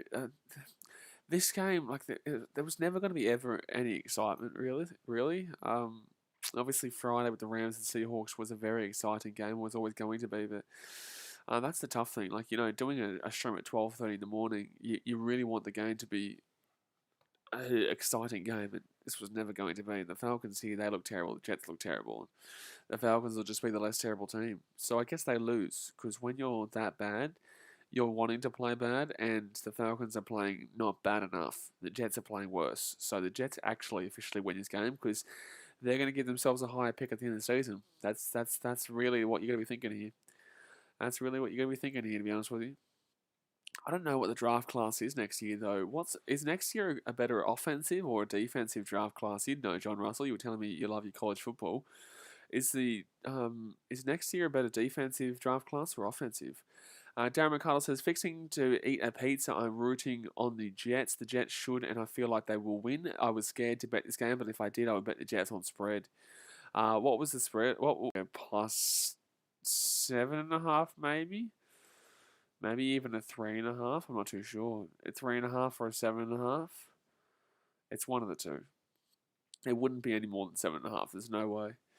But because I know the Falcons were favourites at $1.63, which is, I don't know how to make that easier for you to understand. Like $1.60, it's pretty easy. But I know the Falcons were the favourites, but still. So the Falcons are going to have the ball here on the 8-yard line. 9-yard line on their side of the field. They're inside. They're in a dangerous position here. Dangerous predicament if the Jets can blitz them, and they will try the blitz, but the Falcons will get away here. Mike Davis, he goes for a good 20-yard gain there. Geez, that's a great rush there. That's a great rush there from Mike Davis. So he'll go for about an 18-yard gain or so, which gets them out of trouble and puts them just outside the 35-yard line. Geez, 5 receptions for 62 yards in the seams for Kyle Pitts in that first half. He had a very good first half. His first half was quality. Kyle Pitts, the rookie tight end there for the Falcons. But the Falcons here, they're at the 26-yard line here. 26-yard line. Jeez, I thought that was longer than it was. Oh, geez, he's getting taken down here before the line of scrimmage. John Russell says, is that the sun yellow, the picture? No, actually, no. It's only 2:30 in the morning, so no, the sun won't come up for another 4 or 5 hours, mate. I don't know what's going if the reason my screen's gone all bright. I'm not too sure, to be completely honest with you, mate. I'm not too sure because no, the sun is definitely not coming up just yet. I've got 3 lights on in this room though. So 5.5 minutes to go here, third quarter, and it's going to be Matt Ryan dropping back left-hand side. He throws it to nobody. He throws it behind, actually. Darren McCall says -3 for the Falcons. Okay, yeah, I tipped the Jets. I picked the Jets. So -3s. I think I definitely would have gone on the plus on the handicap then. So it's going to be a incomplete pass here. That's good defense from the Jets to block that one out because it would have been an easy first down otherwise. Third down conversions, 8+ yards, 1 from 4 today for the Falcons. John Russell says, "Oh yeah, you are in Australia." My bad. Yes, I'm in Sydney. So 3rd and 10 here. Yeah, it's 2:30 in the morning our time. 5 minutes 22 to go here, third quarter. Here come the Falcons. They're 26 yards out from their own side of the field. Can they? Oh, Matty Ryan runs up here. He goes for the run himself. No, he throws it to. Is that a catch? Is that a catch? Is that a catch infield? Oh my God, he caught that. Wow.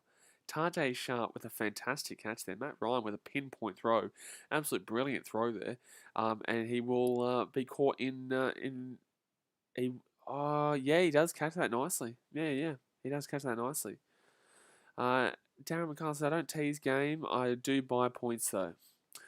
Oh, yeah, fair enough. So 214 yards, 2 touchdowns, 21 for 33 for Matty Ryan so far. 2 receptions for 27 yards for Tajay Sharp. It was a great catch just then.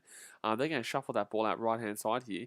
And Mike Davis will go for about a 5-6 yard gain there. It'll be 2nd and 4. Mike Davis, he played for the Carolina Panthers last year, right?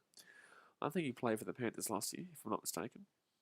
So 4.5 minutes to go here of the third quarter. 2nd and 5 here for the Falcons. And Davis been fine. I actually don't really like that. I really like that Falcons hat. I want to get one of those Falcons hat. I'm going to get one of those Falcons hat, to be honest with you. I've got my... Oh, I should have been wearing my Lions shirt here. Lions do play after. I might wear my Lions shirt for later. For the NFL Red Zone. So 4 minutes and 18 seconds to go here. The third quarter. Falcons drop back here. Easy first down. And look, I think the Falcons are going to end this game right now. I think the Falcons are going to end this game on this drive. It's going to be 1st and 10 here. The Jets just can't seem to defend this team. And it's not like the Falcons are playing well on offense. It's just the Jets just don't know how to defend right now. But then again, is that a surprise? No, sir. No, sorry. No, no, no. No, no, no, no, no. No, no, no. So Matt Ryan moving the chains here, and they're inside the attacking 50 here. 3 minutes 48 to go here of the third quarter. 3 rushes, 3 passes, 52 yards in 2 minutes 50 on this drive here for the Falcons. So at the 39-yard, Matt Ryan will give that ball off here to... I'm not even too sure. It's not... Who's this? Who's running that? It's not Mike Davis or Patterson right now. I'm not too sure. John Russell says, I'm still in shock over Alabama's loss last night. I seen that game and it looked like Texas A&M was playing better football. What was the scoreline? Everyone, obviously, I saw my Instagram going off about it. Alabama, Crimson Tide football, 41-38. That's right. Jeez, that's crazy. 17-7 in the first quarter, 7-3 second quarter, so it was 24-10. Oh, hold on 1 second here. There's something going on here on the field, and it'll be a nice little reception there for Christian Blake, and he'll go for a 9-yard gain there. So it'll be 3rd and 1 here, I'd assume. 3rd and 1. But yeah, Alabama, geez, got close, but unfortunately, they lost that one to go 5 and 1. 369 yards for Bryce Young, though. That's a complete pass there for Hayden Hurst. Well, this is too easy for Falcons. So he's 1st and 10 here with 2 minutes 45. 1st and 10 here with 2 minutes 45. It was just outside the reach of the Jets defense. That's a really good pass there from Matty Ryan. Just literally like a centimetre outside the reach of the Jets defense for the pickoff. So 1st and 10 here at the 24-yard line. The Falcons moving the chains. They're moving close. 4 rushes, 5 passes, 67 yards, and 4 minutes 10 taken off the clock in this quarter on this drive. They drop it back here, and he's fumble. The Jets got the ball back. It's a fumble. The Jets are going to recover the ball here. The Jets will pick the ball up. Mike Davis will get crunched in the hit. He'll get crunched in the tackle, and the Jets not out of this game just yet. The Jets will pick up the fumble here. The Jets will pick up the fumble, and it will be Jets ball. Wowee. Mike Davis runs in very hard, loses the ball. Quincy Williams with a huge hit there, and the Jets will grab the ball. The Jets will have the ball. John Russell says that game would be like the Jags beating the Bucks or Jets beating the Titans. Fair enough. Wowee. Fair enough. Or the Jets beating the Titans. That was obviously a big one last week, but the Jags beating the Bucks, crazy. But the Aggies are 4-2 though. Texas A&M Aggies are 4-2. It's still pretty good. I don't really, I'm not, obviously, I love college football watching it, but I'm not really the most understanding of, like, the divisions and if they played quality enough teams and whatnot. So, Texas A&M, I think they're pretty good, though, aren't they? 280 yards, 3 touchdowns. Isaiah Spiller with a touchdown, 46 yards. 85 yards for Aeneas Smith, 6 receptions and 2 touchdowns. Jalen Werdemeyer, 73 yards and a touchdown. But then again, like I said, I don't really know a great deal about the divisions and the conferences and the teams that they play and who they've played and whatnot, because obviously it's a very in-depth system in America regarding that, so I won't pretend that I know. But here come the Jets. Here come the Jets. Can the Jets bring themselves back into this game right now? Can they bring themselves back into this game right now? They are only down by 11 points. I thought that the Falcons were going to finish up that game just then, but this is football, baby. You can't guarantee anything. You can't guarantee nothing. John Russell says Texas A&M are trash in their conference. Well, there you go. Well, yeah, they did pretty well, mate. Actually, I'll go college football rankings. What are the college football rankings right now? College football National rankings. National rankings. All right. So no, I'm not going to go through college football rankings. Number 1, Alabama. Number 2 is Georgia. Number 3 is Iowa. Oh, there you go. Well, Alabama was number 1. They've still got the 5-0 here, so they won't be 5-0. They won't be number 1 after this week. But then again, I don't know how Georgia and Iowa went. Penn State, but it did good too. Those 4 teams are all 5-0. AP 25. Texas A&M, Texas A&M aren't even, they aren't ranked actually in the top 25 here. They aren't ranked in the top 25. Yeah, crazy. So Alabama first, Georgia second, Iowa third, Penn State fourth, Cincinnati fifth, Oklahoma sixth, Ohio State 7, Oregon 8, Michigan 9, and BYU is 10th. Michigan State get around the Spartans. They're in number 11. Coastal Carolina in 15th. Wowee. Ole Miss have dropped off 17. SMU 24, San Diego State 25. There you go. Alrighty, so it's going to be Jets ball here. And Zach Wilson, left-hand side here, bit of a screen pass here, gets it off to Michael Carter, and Carter will go for about a 5-yard gain. Yeah, he will go for a 5-yard gain.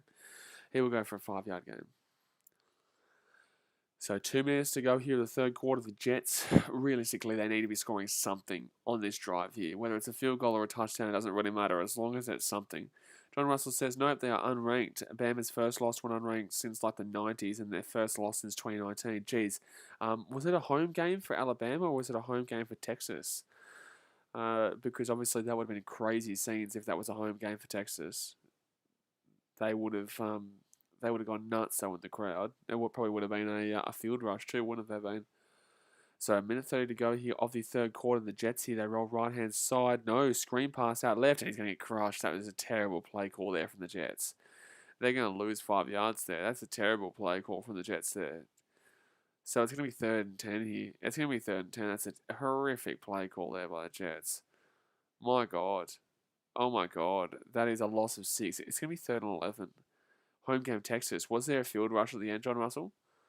Was there a field rush at the end? Because obviously those unranked teams beating a number 1 team would usually ensue with a crowd field rush.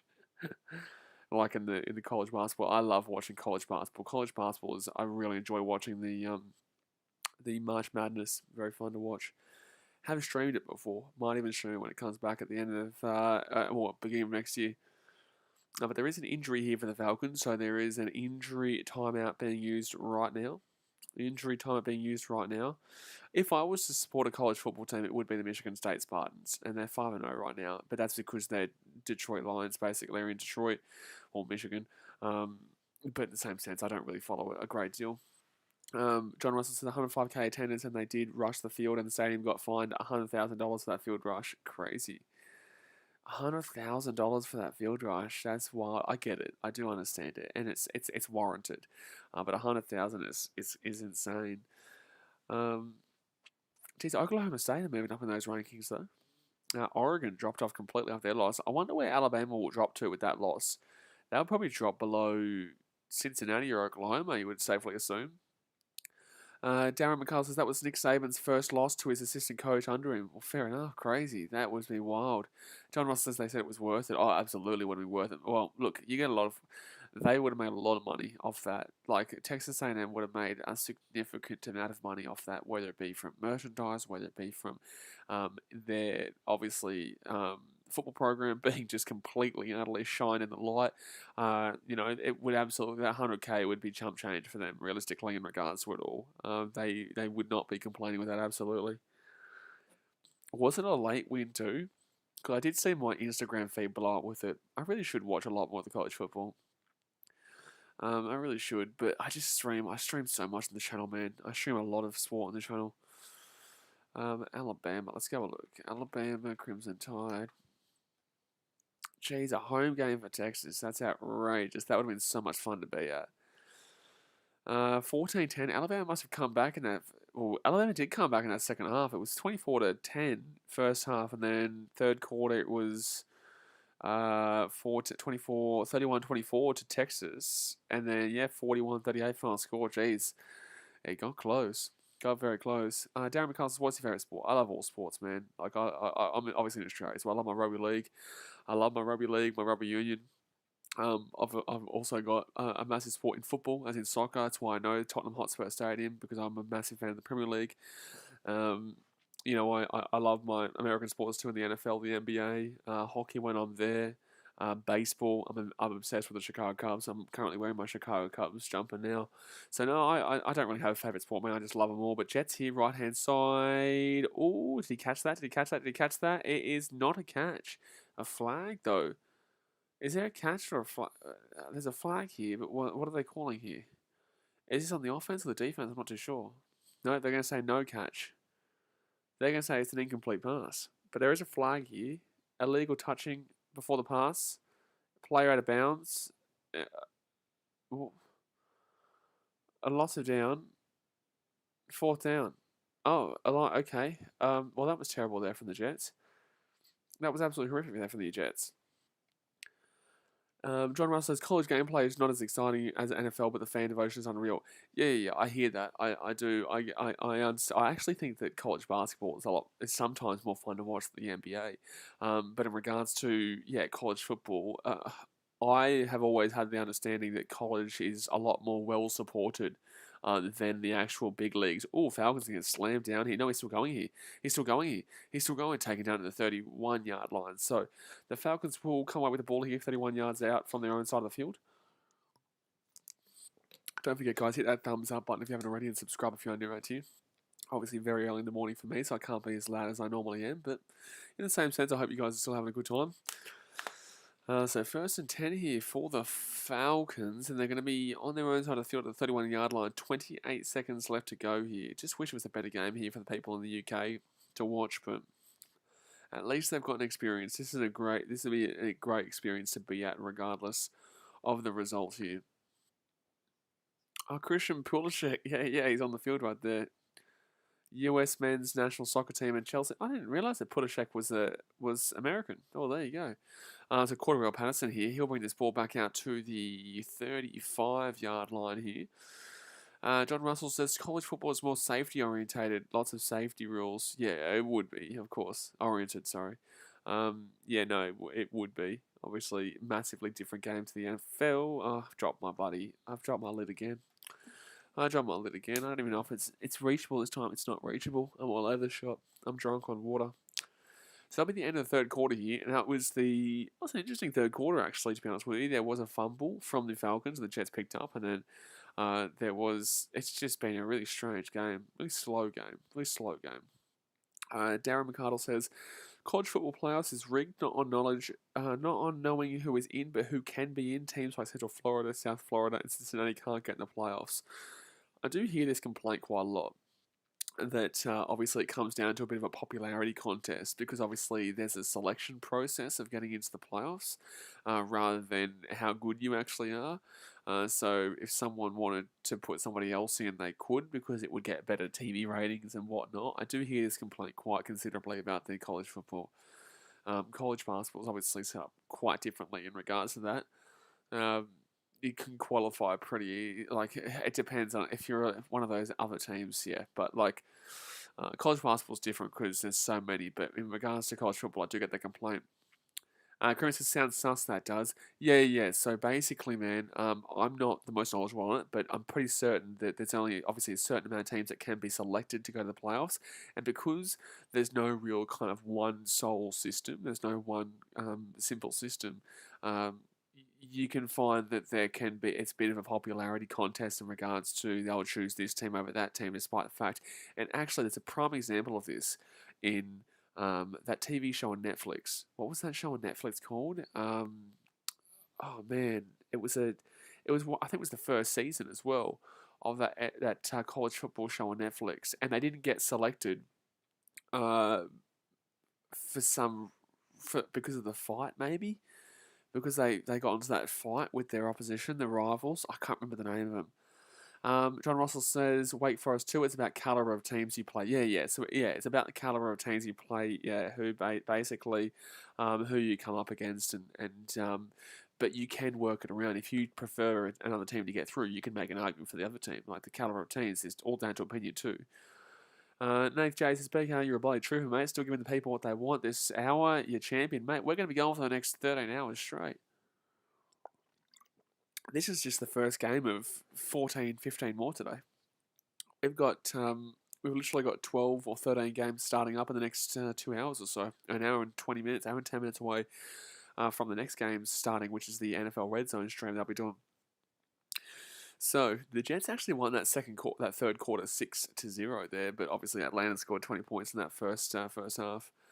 Chris says, "Oh, that's a bloody shit show." Yeah, it's a bit of a shit show. But yeah, I'm trying to figure out what the last chance you. I think it might have been.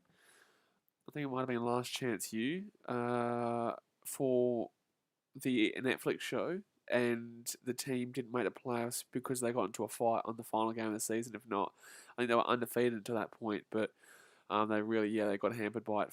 5,000th career completion, second fastest to reach 205 games. Drew Brees, obviously the first. John Russell says, "What NFL game you streaming?" All of them. So I'm doing Red Zone, so I'll be literally reacting to all the games at the same time, like literally a Red Zone. So 3rd and 1. So I'll be updating all the touchdowns live and all the big moments live, basically, which will be good. So 14 and a half minutes to go here of the fourth quarter of the game, and the Falcons go for a run shot in the guts there, but he'll go for about a 1 yard gain there, and that's a pretty easy defensive play there. Oh, sorry, it was 3rd and 1, so there we go. That's an easy play there for Mike Davis. Doesn't fumble that one like he did previously. Now we've got 78% of votes for Henry Ruggs versus Chicago, and Zach Moss versus the Chiefs getting a couple of votes there. John Russell says, "Oh shit, that's gonna be intense." Yeah, it does get intense. It does get intense with all those quality games, especially when it gets to about 6:30 a.m. our time, and it starts to finish. All those games start to finish off, and then you've got all of them just going crazy at one point, and you just don't know. Like there's one game's happening, it's like it's a minute to go and Tom Brady's going for the final drive, but you've also got the Detroit Lions going for a match-winning field goal from 50 yards out, and then somewhere else you've also got the Pittsburgh Steelers who've just thrown a 60-yard play to put themselves back into contention. You've got there's 4 or 5 games that are so close that it's swapping. So yeah, it's very fun. So 2nd and 9 here for the Falcons. It's a bit different to when we do these individual games. I can talk a lot more in regards to the chat, but when it gets to those, that's a good pass there for the Falcons, and they get a complete pass there for about a 14-yard gain. And Kyle Pitts has had a very good game. Kyle Pitts has been very successful in today's game. But 12 minutes 53 to go here. The Falcons. This game should be over. If they score here, even if it's a field goal, I still think they'll probably finish off this game, to be honest with you.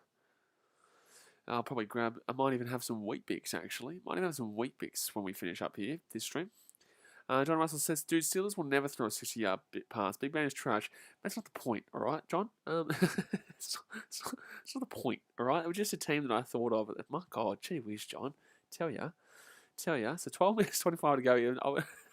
I know that Big Ben Roethlisberger is not going to be throwing a 60-yard pass, but it was just the first team that I thought of. So a quarter-yard pass in there for a 2-yard play, 3-yard play. And it'll be a 2nd and 7 here. 2nd and 7 here for the Falcons. 2nd and 7 here for the Falcons.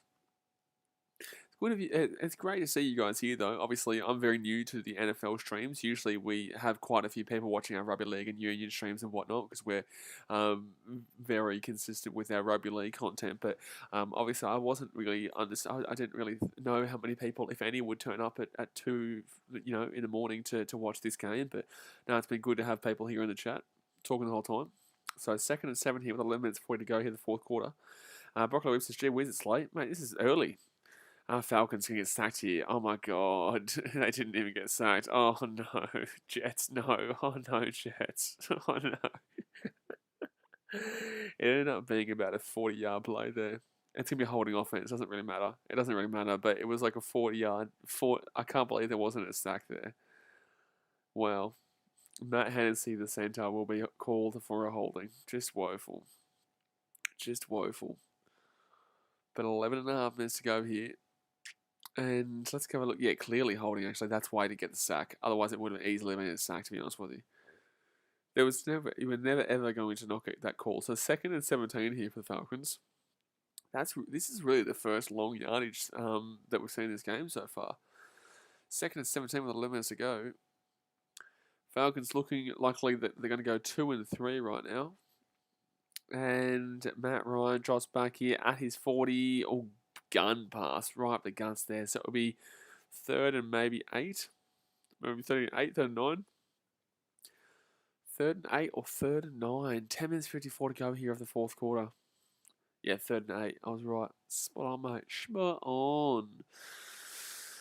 I just hope there's going to be some good games. I hope there's going to be some good games today. Who's the biggest games that we need to be looking at, though? That's the thing. So the main games that we'll be focused on, I'm feeling who's looking likely. The Bills Chiefs will be big later on. Next is Rams to make the playoffs. Mate, Rams to make the playoffs. They might win the Super Bowl, mate. The Rams are a fantastic team. What do you mean Rams to make the playoffs? Question mark. Of course, the Rams are going to make the playoffs. They're second in the division with 4-1, but the Cardinals aren't going to go the season undefeated. That's a good pass there for Cordero Patterson, but it will be still short. So, be 4th and 6 here. They will punt this ball, and could actually go for a field goal. I think it's a little bit too far, though. I think it's a little bit too far. So the Jets have to score on this next drive, otherwise, get out my face. So get out my face. They don't score here. But yeah, of course the Rams make the playoffs, mate. The Rams look good, mate. The Rams look like they could honestly. I don't think they're going to win the Super Bowl. But Matty Stafford's been fantastic. They threw like 350 yards. They threw like 350 yards on Friday. Thursday Night Football. John Russ says Cardinals the only undefeated team left. They are, yeah. They are. They played last week in the undefeated matchup between the two teams. And once I can hear the punt from the Falcons, he whacks it down, and the Jets should get a safe catch here, 10 yards out. So the Jets will get the ball here from the 10-yard line. They're going to have to go the length of the field here. But who did the Cardinals play? They played the Rams, that's right, 37-30. Both teams were undefeated going into that game, and obviously the Cardinals were able to win 37-20, so good result for them. But I wouldn't be writing off the Rams. They looked pretty good against the Seattle Seahawks. Not as good as they normally would, but they still have been great this year. 4-1, and next week the Rams, they go up against the Giants, so they're going to win there. So they'll go to 5-1. The week after they play the Lions, they should go to 6-1. Matty Stafford playing against his old team there in Detroit, so they should be 6-1 there. The Rams then play the Texans, they should be 7-1. Geez, they've got a pretty easy run here in this couple of weeks. The Rams then they play the Titans, could be 6-2 or 71, but I'll take 6-2. I think Titans probably beat them there. Then who the Rams play after that. So I'm going 6-2 at this stage. They've got the 49ers. I'll go 7-2 there for the Rams. I'll go 7-2. Then they play the bye, I think. I think they got the bye there. Yeah, they got the bye in week 11. So 7-2 going into the bye. Week 12, the Rams will then go up against the Packers. I'm going to go with 7-3. I think they lose that game. Week 13, so they're 7-3 right now. They go against the Jaguars, so it'll be 8-3. Week 14, currently 8-3. They go up against the Cardinals. I will go 8-4. I think Cardinals will win that game. Week 15, so they're 8-4 right now. The Rams will then play the Seahawks. I'm going to go 9-4. 9-4. Week 16, 9-4. Where's the Rams? Vikings. I'll go 10-4. Jeez, I'm really liking the Rams this year, aren't I? I'll go 10-4, and then their second last game against the Ravens, I'll go 10-5, and then the final week it'll be against the Rams. Will finish up against the 49ers. So I think they're going to finish on 11-5. The Rams. I think the Rams might be on the 11-5 area. I do. Nate J says, I'm a Rays fan. I haven't been following Gridiron in donkey's years. My bad for the dumb question previously. No, it's not a dumb question, man. It's difficult. They're in a tough division, man. They're in a tough division. They're in the Seahawks, Cardinals, and 49ers division in the NFC West. It's a tough division. It's not a dumb question, but in the same sense, they've got a chance to win the Super Bowl. I don't think they do, though. But they've still got a good chance. But the Raiders doing well this year, man. You should be getting back into it this year, man. The Raiders, they're looking pretty alright. Last week they lost their first game, obviously, but they're 3-1 right now. They're in a tough division of the AFC West with the Chargers, the Broncos, the Chiefs. The Chiefs, obviously, they're 4th right now, which is crazy. They're 2-2, but everyone else is 3-1. But Zach Wilson there with a good throw, so it'll be a 7-yard gain there. So it's going to be a 2nd and 3 with 9 minutes 23 to go here, but they're still inside their own 20. Yikes. But yeah, man, you should be getting back into the Raiders this year. John Russell says, Texans paying Watson a lot of money to sit on the bench. Yeah, but that's because he's got a very significant legal battle right now. I don't think they are paying him right now. Are they paying him with the legal battle issue? I don't think they are paying him with the legality issue. Unless I'm mistaken. So Atlanta here, 2 turnovers to the Jets, 1, and the Jets here, Zach Wilson looking for deep. Easy throw, good throw. The Jets, they're coming back here, 40 yards out here. It's a good throw to, is that Mims Jr., Denzel Mims Jr.? Was that Denzel Mims Jr. there with the catch? No, it was Cole Sr., sorry. Cole Sr. with the great little play there. That'll be about a 30-yard gain there. Where are they? 15 on the 10. They get to about the 40, so about a 30-yard gain. Yeah, well done. So Cole, it's actually a 23-yard reception. Sorry, I thought he dropped back, yeah. So 23-yard reception there for the Jets. They're at the 40-yard line. And the Jets looking right-hand side here, going deep again, maybe. No, goes short. And not a good throw, but they will go for a 5-yard play here. There's a flag. Could be a holding call here. To be honest with you. But the Jets here, they're throwing the ball pretty nicely right this current second. They are. They're throwing the ball pretty nicely and to get themselves back into this game. Illegal use of the hands. Offense. Oh, yikes. 10-yard play. 10-yard penalty. First down. So Michael Carter there will get penalised. John Russell, I thought he has a guaranteed amount no matter what. Well, maybe you could be right. I just thought they didn't have. I just thought they weren't paying right now because of the court case. And that was their out, but I could be wrong. You could be right. Not sure. Obviously, we need to seek out this information here in Australia, but you guys in America will get that pretty easily through your news sources.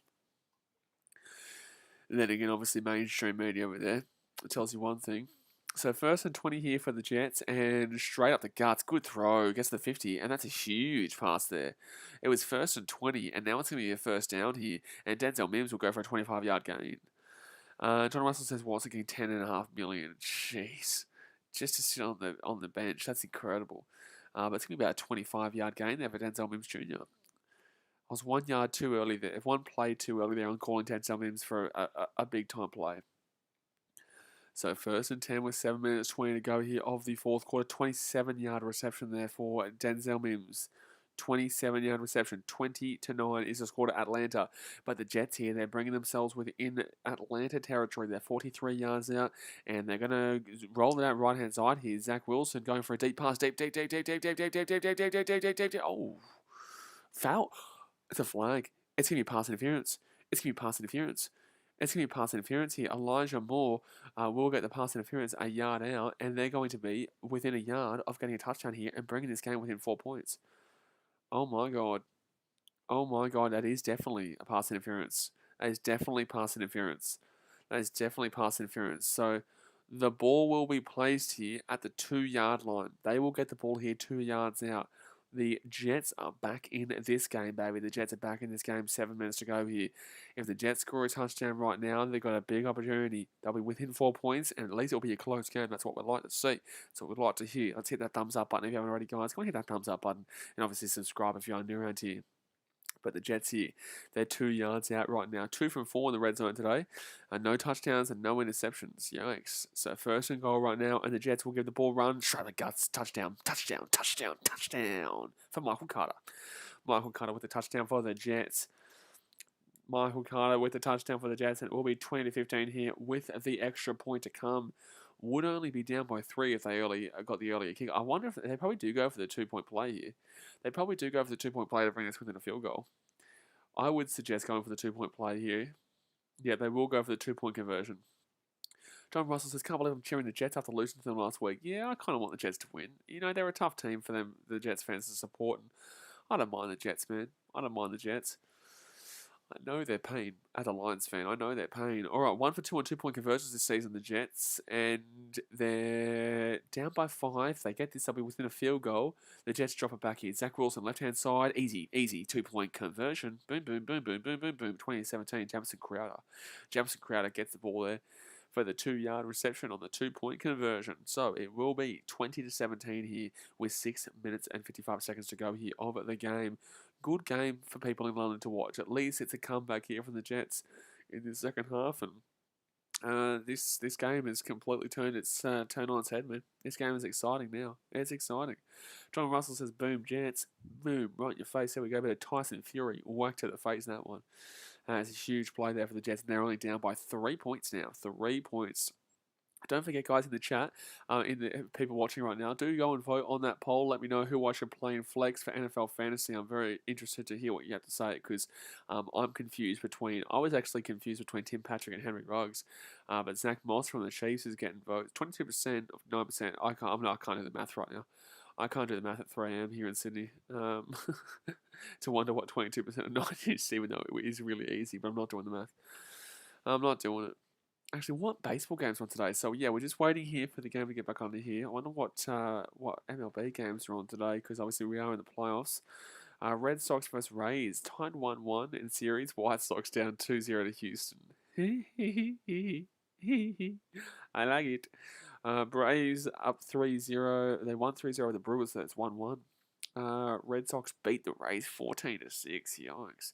Giants 4-0 of the Dodgers. They lead 1-0. Oh, that was 1-1 for the Dodgers 1-9 too, yeah. Nate Jason, who was the favourite of this game? It was the Falcons. The Falcons were the favourite. I tipped the Jets though. I told you guys the Jets would win. And I was not liking my prediction at the halfway point. But the Falcons were the favourites by about 3 points in this game. So, yeah, the Falcons, look, obviously they got an arguably better offense, but their defense is just shocking. And that's why it's been interesting to see this relatively low-scoring game today, because Jets' defense is actually usually pretty good. It's top 15, top 16. Not that you would think it.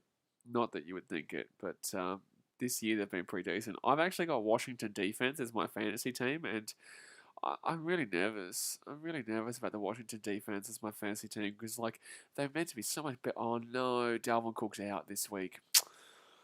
Oh, he's going to be sitting out. Okay, thank God I'm awake here. Thank God I'm awake to take him out. That's bull. That's ridiculous. Damn it, man. Dalvin Cook will be out this week for the Minnesota Vikings, so I'm going to have to take him out of my team. Yikes. That sucks. He would have had a monster game. Jones is playing and Hawkinson's playing. That's good. Okay, so Zach Moss. Now I can put Zach Moss into the team. So that vote doesn't matter now. So I will be taking Zach Moss and putting him into that running back position. John Ross says Vikings going to lose now. Hopefully, mate. Hopefully. It just makes it easy there. Oh, Falcons here. They're going to bring this ball back here. 15 to the 20, 25, and Smith. Oh, sorry, 24. So at the 24-yard line, the Falcons on the ball here. Now they've just got to hold out. They've just got to try. Well, obviously, if they get a field goal, that's ideal, or a touchdown. But okay, so I'll put Zach Moss into my team against the Chiefs. Okay, well at least I've got someone to support in that game. Oh, I'll come Mahomes and Zach Moss is still an okay option. He is still an okay option, but I really would have preferred Dalvin Cook there. Damn it. He's got Kyler Murray, Latavius Murray, James Robinson, Emmanuel Sanders. I think that Moss will do better than Sanders. So 1st and 10 here for the Falcons at the 25-yard line right now. They're both 1-3 for the season, so it's a tough game. But Matt Ryan drops back, goes deep. Good pass. That's locked down as well. Kyle Pitts, how good a game he had. Kyle Pitts has had a fantastic game. That was about a 30-yard gain. That's about a 30-yard gain there. So what are they? They're at the 25-yard line. Where do they end up here? At the 25, look at this. Kyle Pitts just goes nice little easy straight up the guts. Boomski, and then right. Look at this. So at the 40, at the 50, at the 60, 40, 45. That's about a 40-yard play. That's about a 40-yard reception there. 8 receptions for 115 yards and a touchdown. Kyle Pitts in today's game. Jeez, having a good game. So 6 minutes and 6 seconds to go here. The fourth quarter. The Falcons here going to run the ball, and they're going to lose 3 yards. Oh, yikes! They're going to lose 4 yards. They're going to lose 4 yards there. John Russell says just need to turn over like a pick six or a strip sack. No, they just need to stop him. They just need to stop him right now. They just need to not let them get a field goal. Or actually, a field goal is okay. A field goal is acceptable. A field goal is acceptable. But a touchdown is absolutely not acceptable right now. They lose the game with a touchdown, but I think that this game really changed when the Atlanta Falcons obviously fumbled that ball through Mike Davis. I think Mike Davis fumbling that ball was pretty huge. So 5.5 minutes to go here, the fourth quarter. 2nd and 12 for the Falcons right now. They're 38 yards out. And here we go. Matt Ryan drops back. Left-hand side. Not a good... Oh, it's actually going to... I thought that was too high there. But guess what? Kyle Pitts again. My God. This kid is having an incredible game. Kyle Pitts is having an incredible game here. That's now his 11th reception. Wow, 9th reception for 119 yards and a touchdown. My God. John Russell says it's about destroying morale. No, I agree. I understand. But in the same sense, they don't need to do that at this moment. Wow, Matty Ryan, 315 passing yards for 2 touchdowns. Then again, that came from a 40-yard play just then too. So 3rd and 8 here for the Falcons. If the Jets can stop them here, I think they're still going to go for the field goal. I think they're still within field goal range here. They are within field goal range of the Falcons. So the Jets would love they would love a false start, and that's what they're going to get. And that's what they're going to get. And they would also love, this could be another flag here as well. This will go against Atlanta for a false start here. So they'll lose a couple of yards here. Yep. They'll lose a couple of yards. If they can get a sack here, the Jets, that'd be huge. It seems like there's a lot of Jets fans in the crowd right now. It seems like there's a lot of Jets fans in the crowd. Very close. Yeah, it was a false start. The left-hand side, the left tackle. All right, so 4 minutes 52 to go here. 3rd and 13. If they can get a sack here, the Jets, that'd be absolutely massive. They could force it. If they could get another false start, that'd be huge too. Because they're just on the range of field goal range, I would say. But the Falcons here, Matt Ryan drops back underneath, and they get an easy pass and a first down too. That's not good for the Jets. Jeez.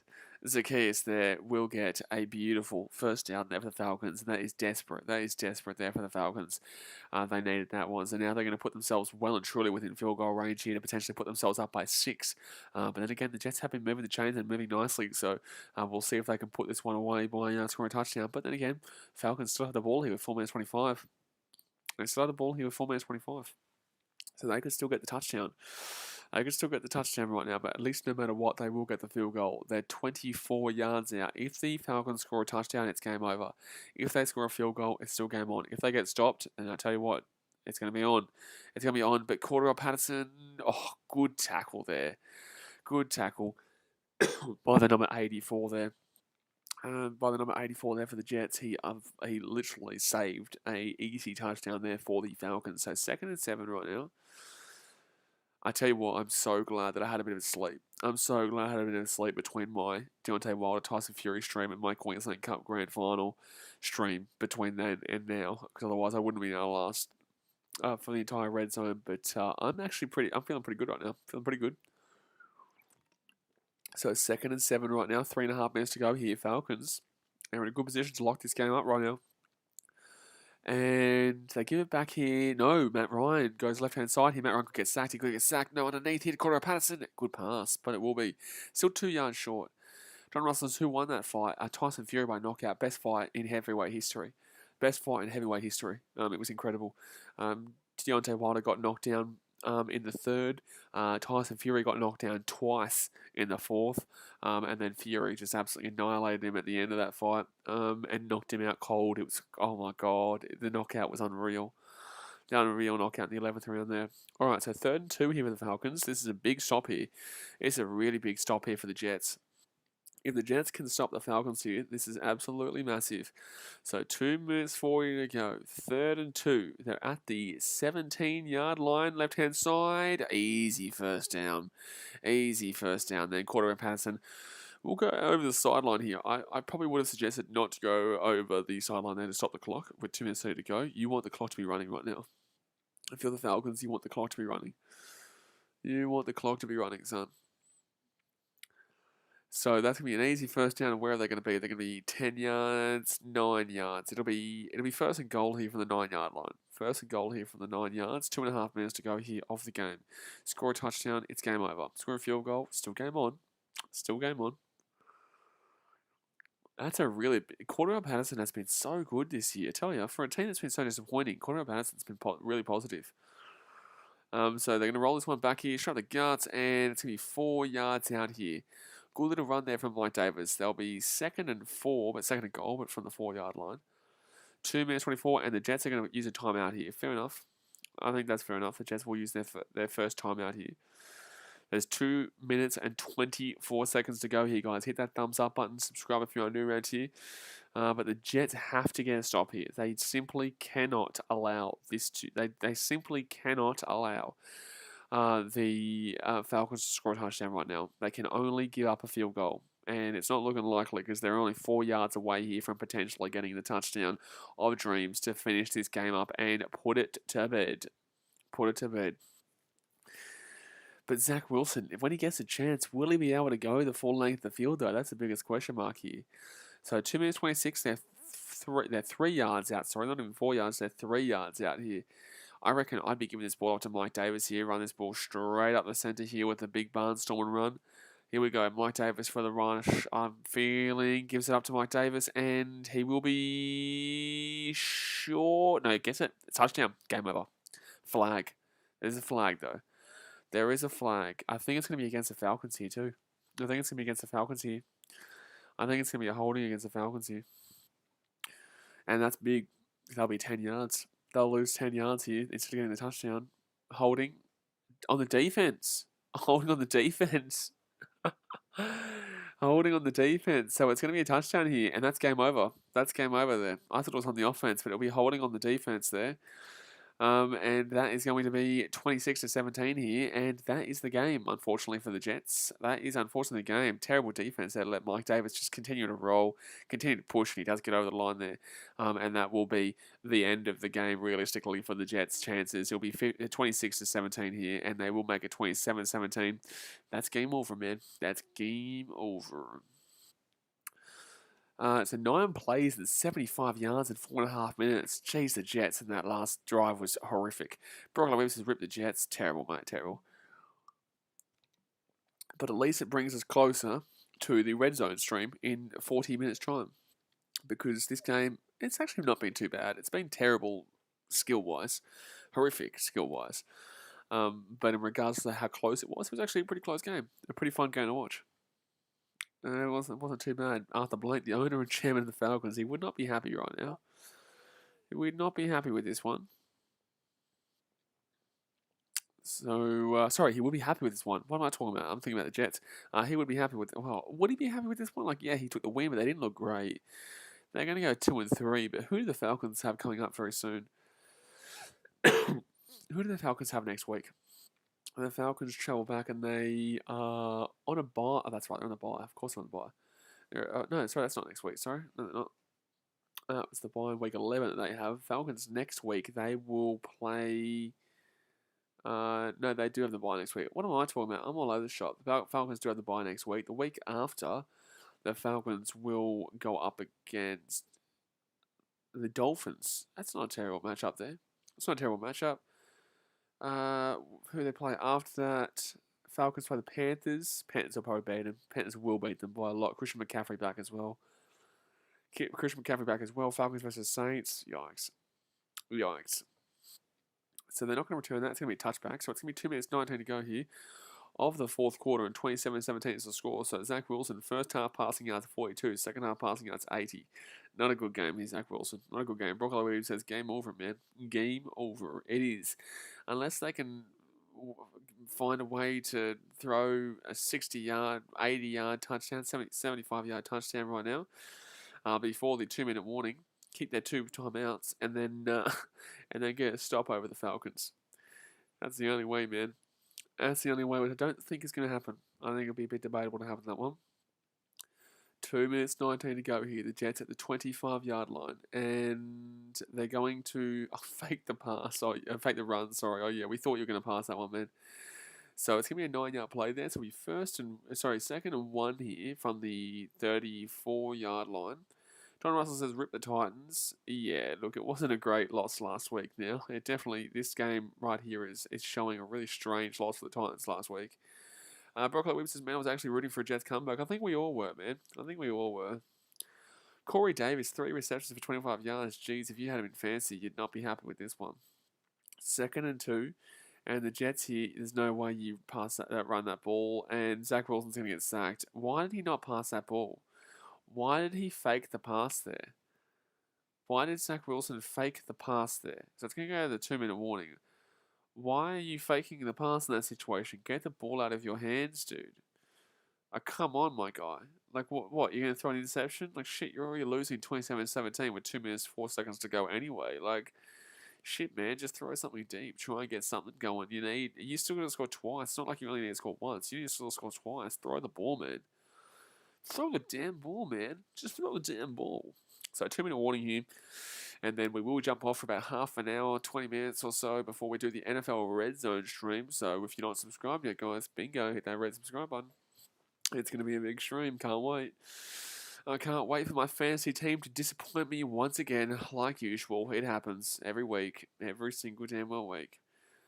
John Russell says, why? Because the Jets are trash. They are not great, mate. They are, they're not great, the old New York Jets, mate. I just don't know how they beat the Titans last week. I don't get it. Like, I'm trying to figure out kind of how they did it. It's not like, how did the Titans not win it? Let's go have a look at that stat line, actually. I want to go have a look at the stat line of last week. Let's go have a look at the stat line of the, where is it? Titans and Jets. It was OT. Yikes. Zach Wilson, 297 yards and 2 touchdowns. This guy has thrown for like 110 yards in this game against the Falcons' terrible defense. Wow, Corey Davis torched the Titans' defense, 111 yards. Obviously, he used to play for the Titans. 111 yards, 4 receptions and a touchdown. Jamison Crowder, 7 receptions, 61 yards and a touchdown. Yikes. What did the Titans do? 298 yards through the air, though, for Tannehill. It's not bad. With touchdown 1, realistically, he should have been looking at 350 against the Jets defense, though. Derrick Henry still got 157 yards and a touchdown, but, yeah, Julio Jones didn't play. To be fair, Julio Jones didn't play, and neither did A.J. Brown. So, 2 of the star wide receivers there for the Titans didn't actually play. John Russell says, it's noon here. I need lunch. I'm a bit hungry right now. I skip breakfast for this game. Yeah, I'll probably get some Wheat Bix or something like that in this after this game finishes just now. After this game finishes, I'll probably lock up some Wheat Bix, get ready for a big old stream. And then obviously, yeah, Titans Jags should be interesting. I think Derrick Henry should carve up. That Jags defense will be carved up by Derrick Henry. So 3rd and 11 right now. 2 minutes to go here of the 4th quarter, and the Jets have the ball at the 24-yard line here. Oh, 3rd and 11. What? 3rd and 11? I swear they got the first down. Oh, it must be all over the shop. They must have gotten a flag. All right. So, oh, no, they got sacked. That's right. Yeah, you got sacked. And, oh, good pass there. Is that Corey Davis? No, it's Cole Sr. Cole Sr. there will get about a 15-yard play. So, 1st and 10 here for the Jets. And they're going to be, at the 40-yard line. They're going to be the 39-yard line here. A minute 43, that was a 15-yard play. Just need to keep making movement here. Keep moving and grooving. Left-hand side, and good play. Yeah, wow, the Jets know how to throw the ball now, don't they? With a minute 32, with the game being over, 1st down, 1st and 10. Wow, they know how to throw the ball now, don't they? They've still got 2 timeouts left, however. Still got 2 timeouts left. You cannot take a sack. You just need to keep throwing this ball, keep going crazy, and we'll throw it over the sideline. So it'll be 2nd and 10. A minute 17 to go. The Jets need to get within field goal range, take a field goal, and then go for the short kick. That's it. That's literally that's the only way you can do it right now. That's the only way. You need to get within field goal range. Don't waste time by going for the touchdown. Realistically, just go for you could go for the touchdown, whatever. But I'd advise just simply getting to field goal range and then going for the field goal and then going for the onside kick. But onside kicks are so difficult nowadays. Alrighty, so here we go. So the Jets here at the 50. Zach Wilson fakes the rush. And, oh, geez, that's going to be a timeout. That's a terrible throw there, Denzel Mims. No, the clock will still keep ticking here. They're not even going to use a timeout here. Interesting. There is 1 minute left here. 27-17 here to the Falcons. Jets on their final drive of the game. 3rd and 4 right now. And left-hand side, good throw. Very good throw. And they're going to be within field goal range. If I'm the Jets here, I take the field goal. If I'm the Jets here, I take the field goal. I'm not going to lie.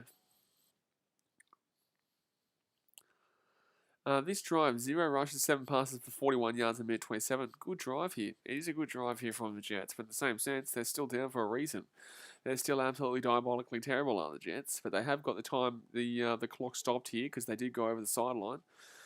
So 52 seconds left here. The Jets, 34 yards out.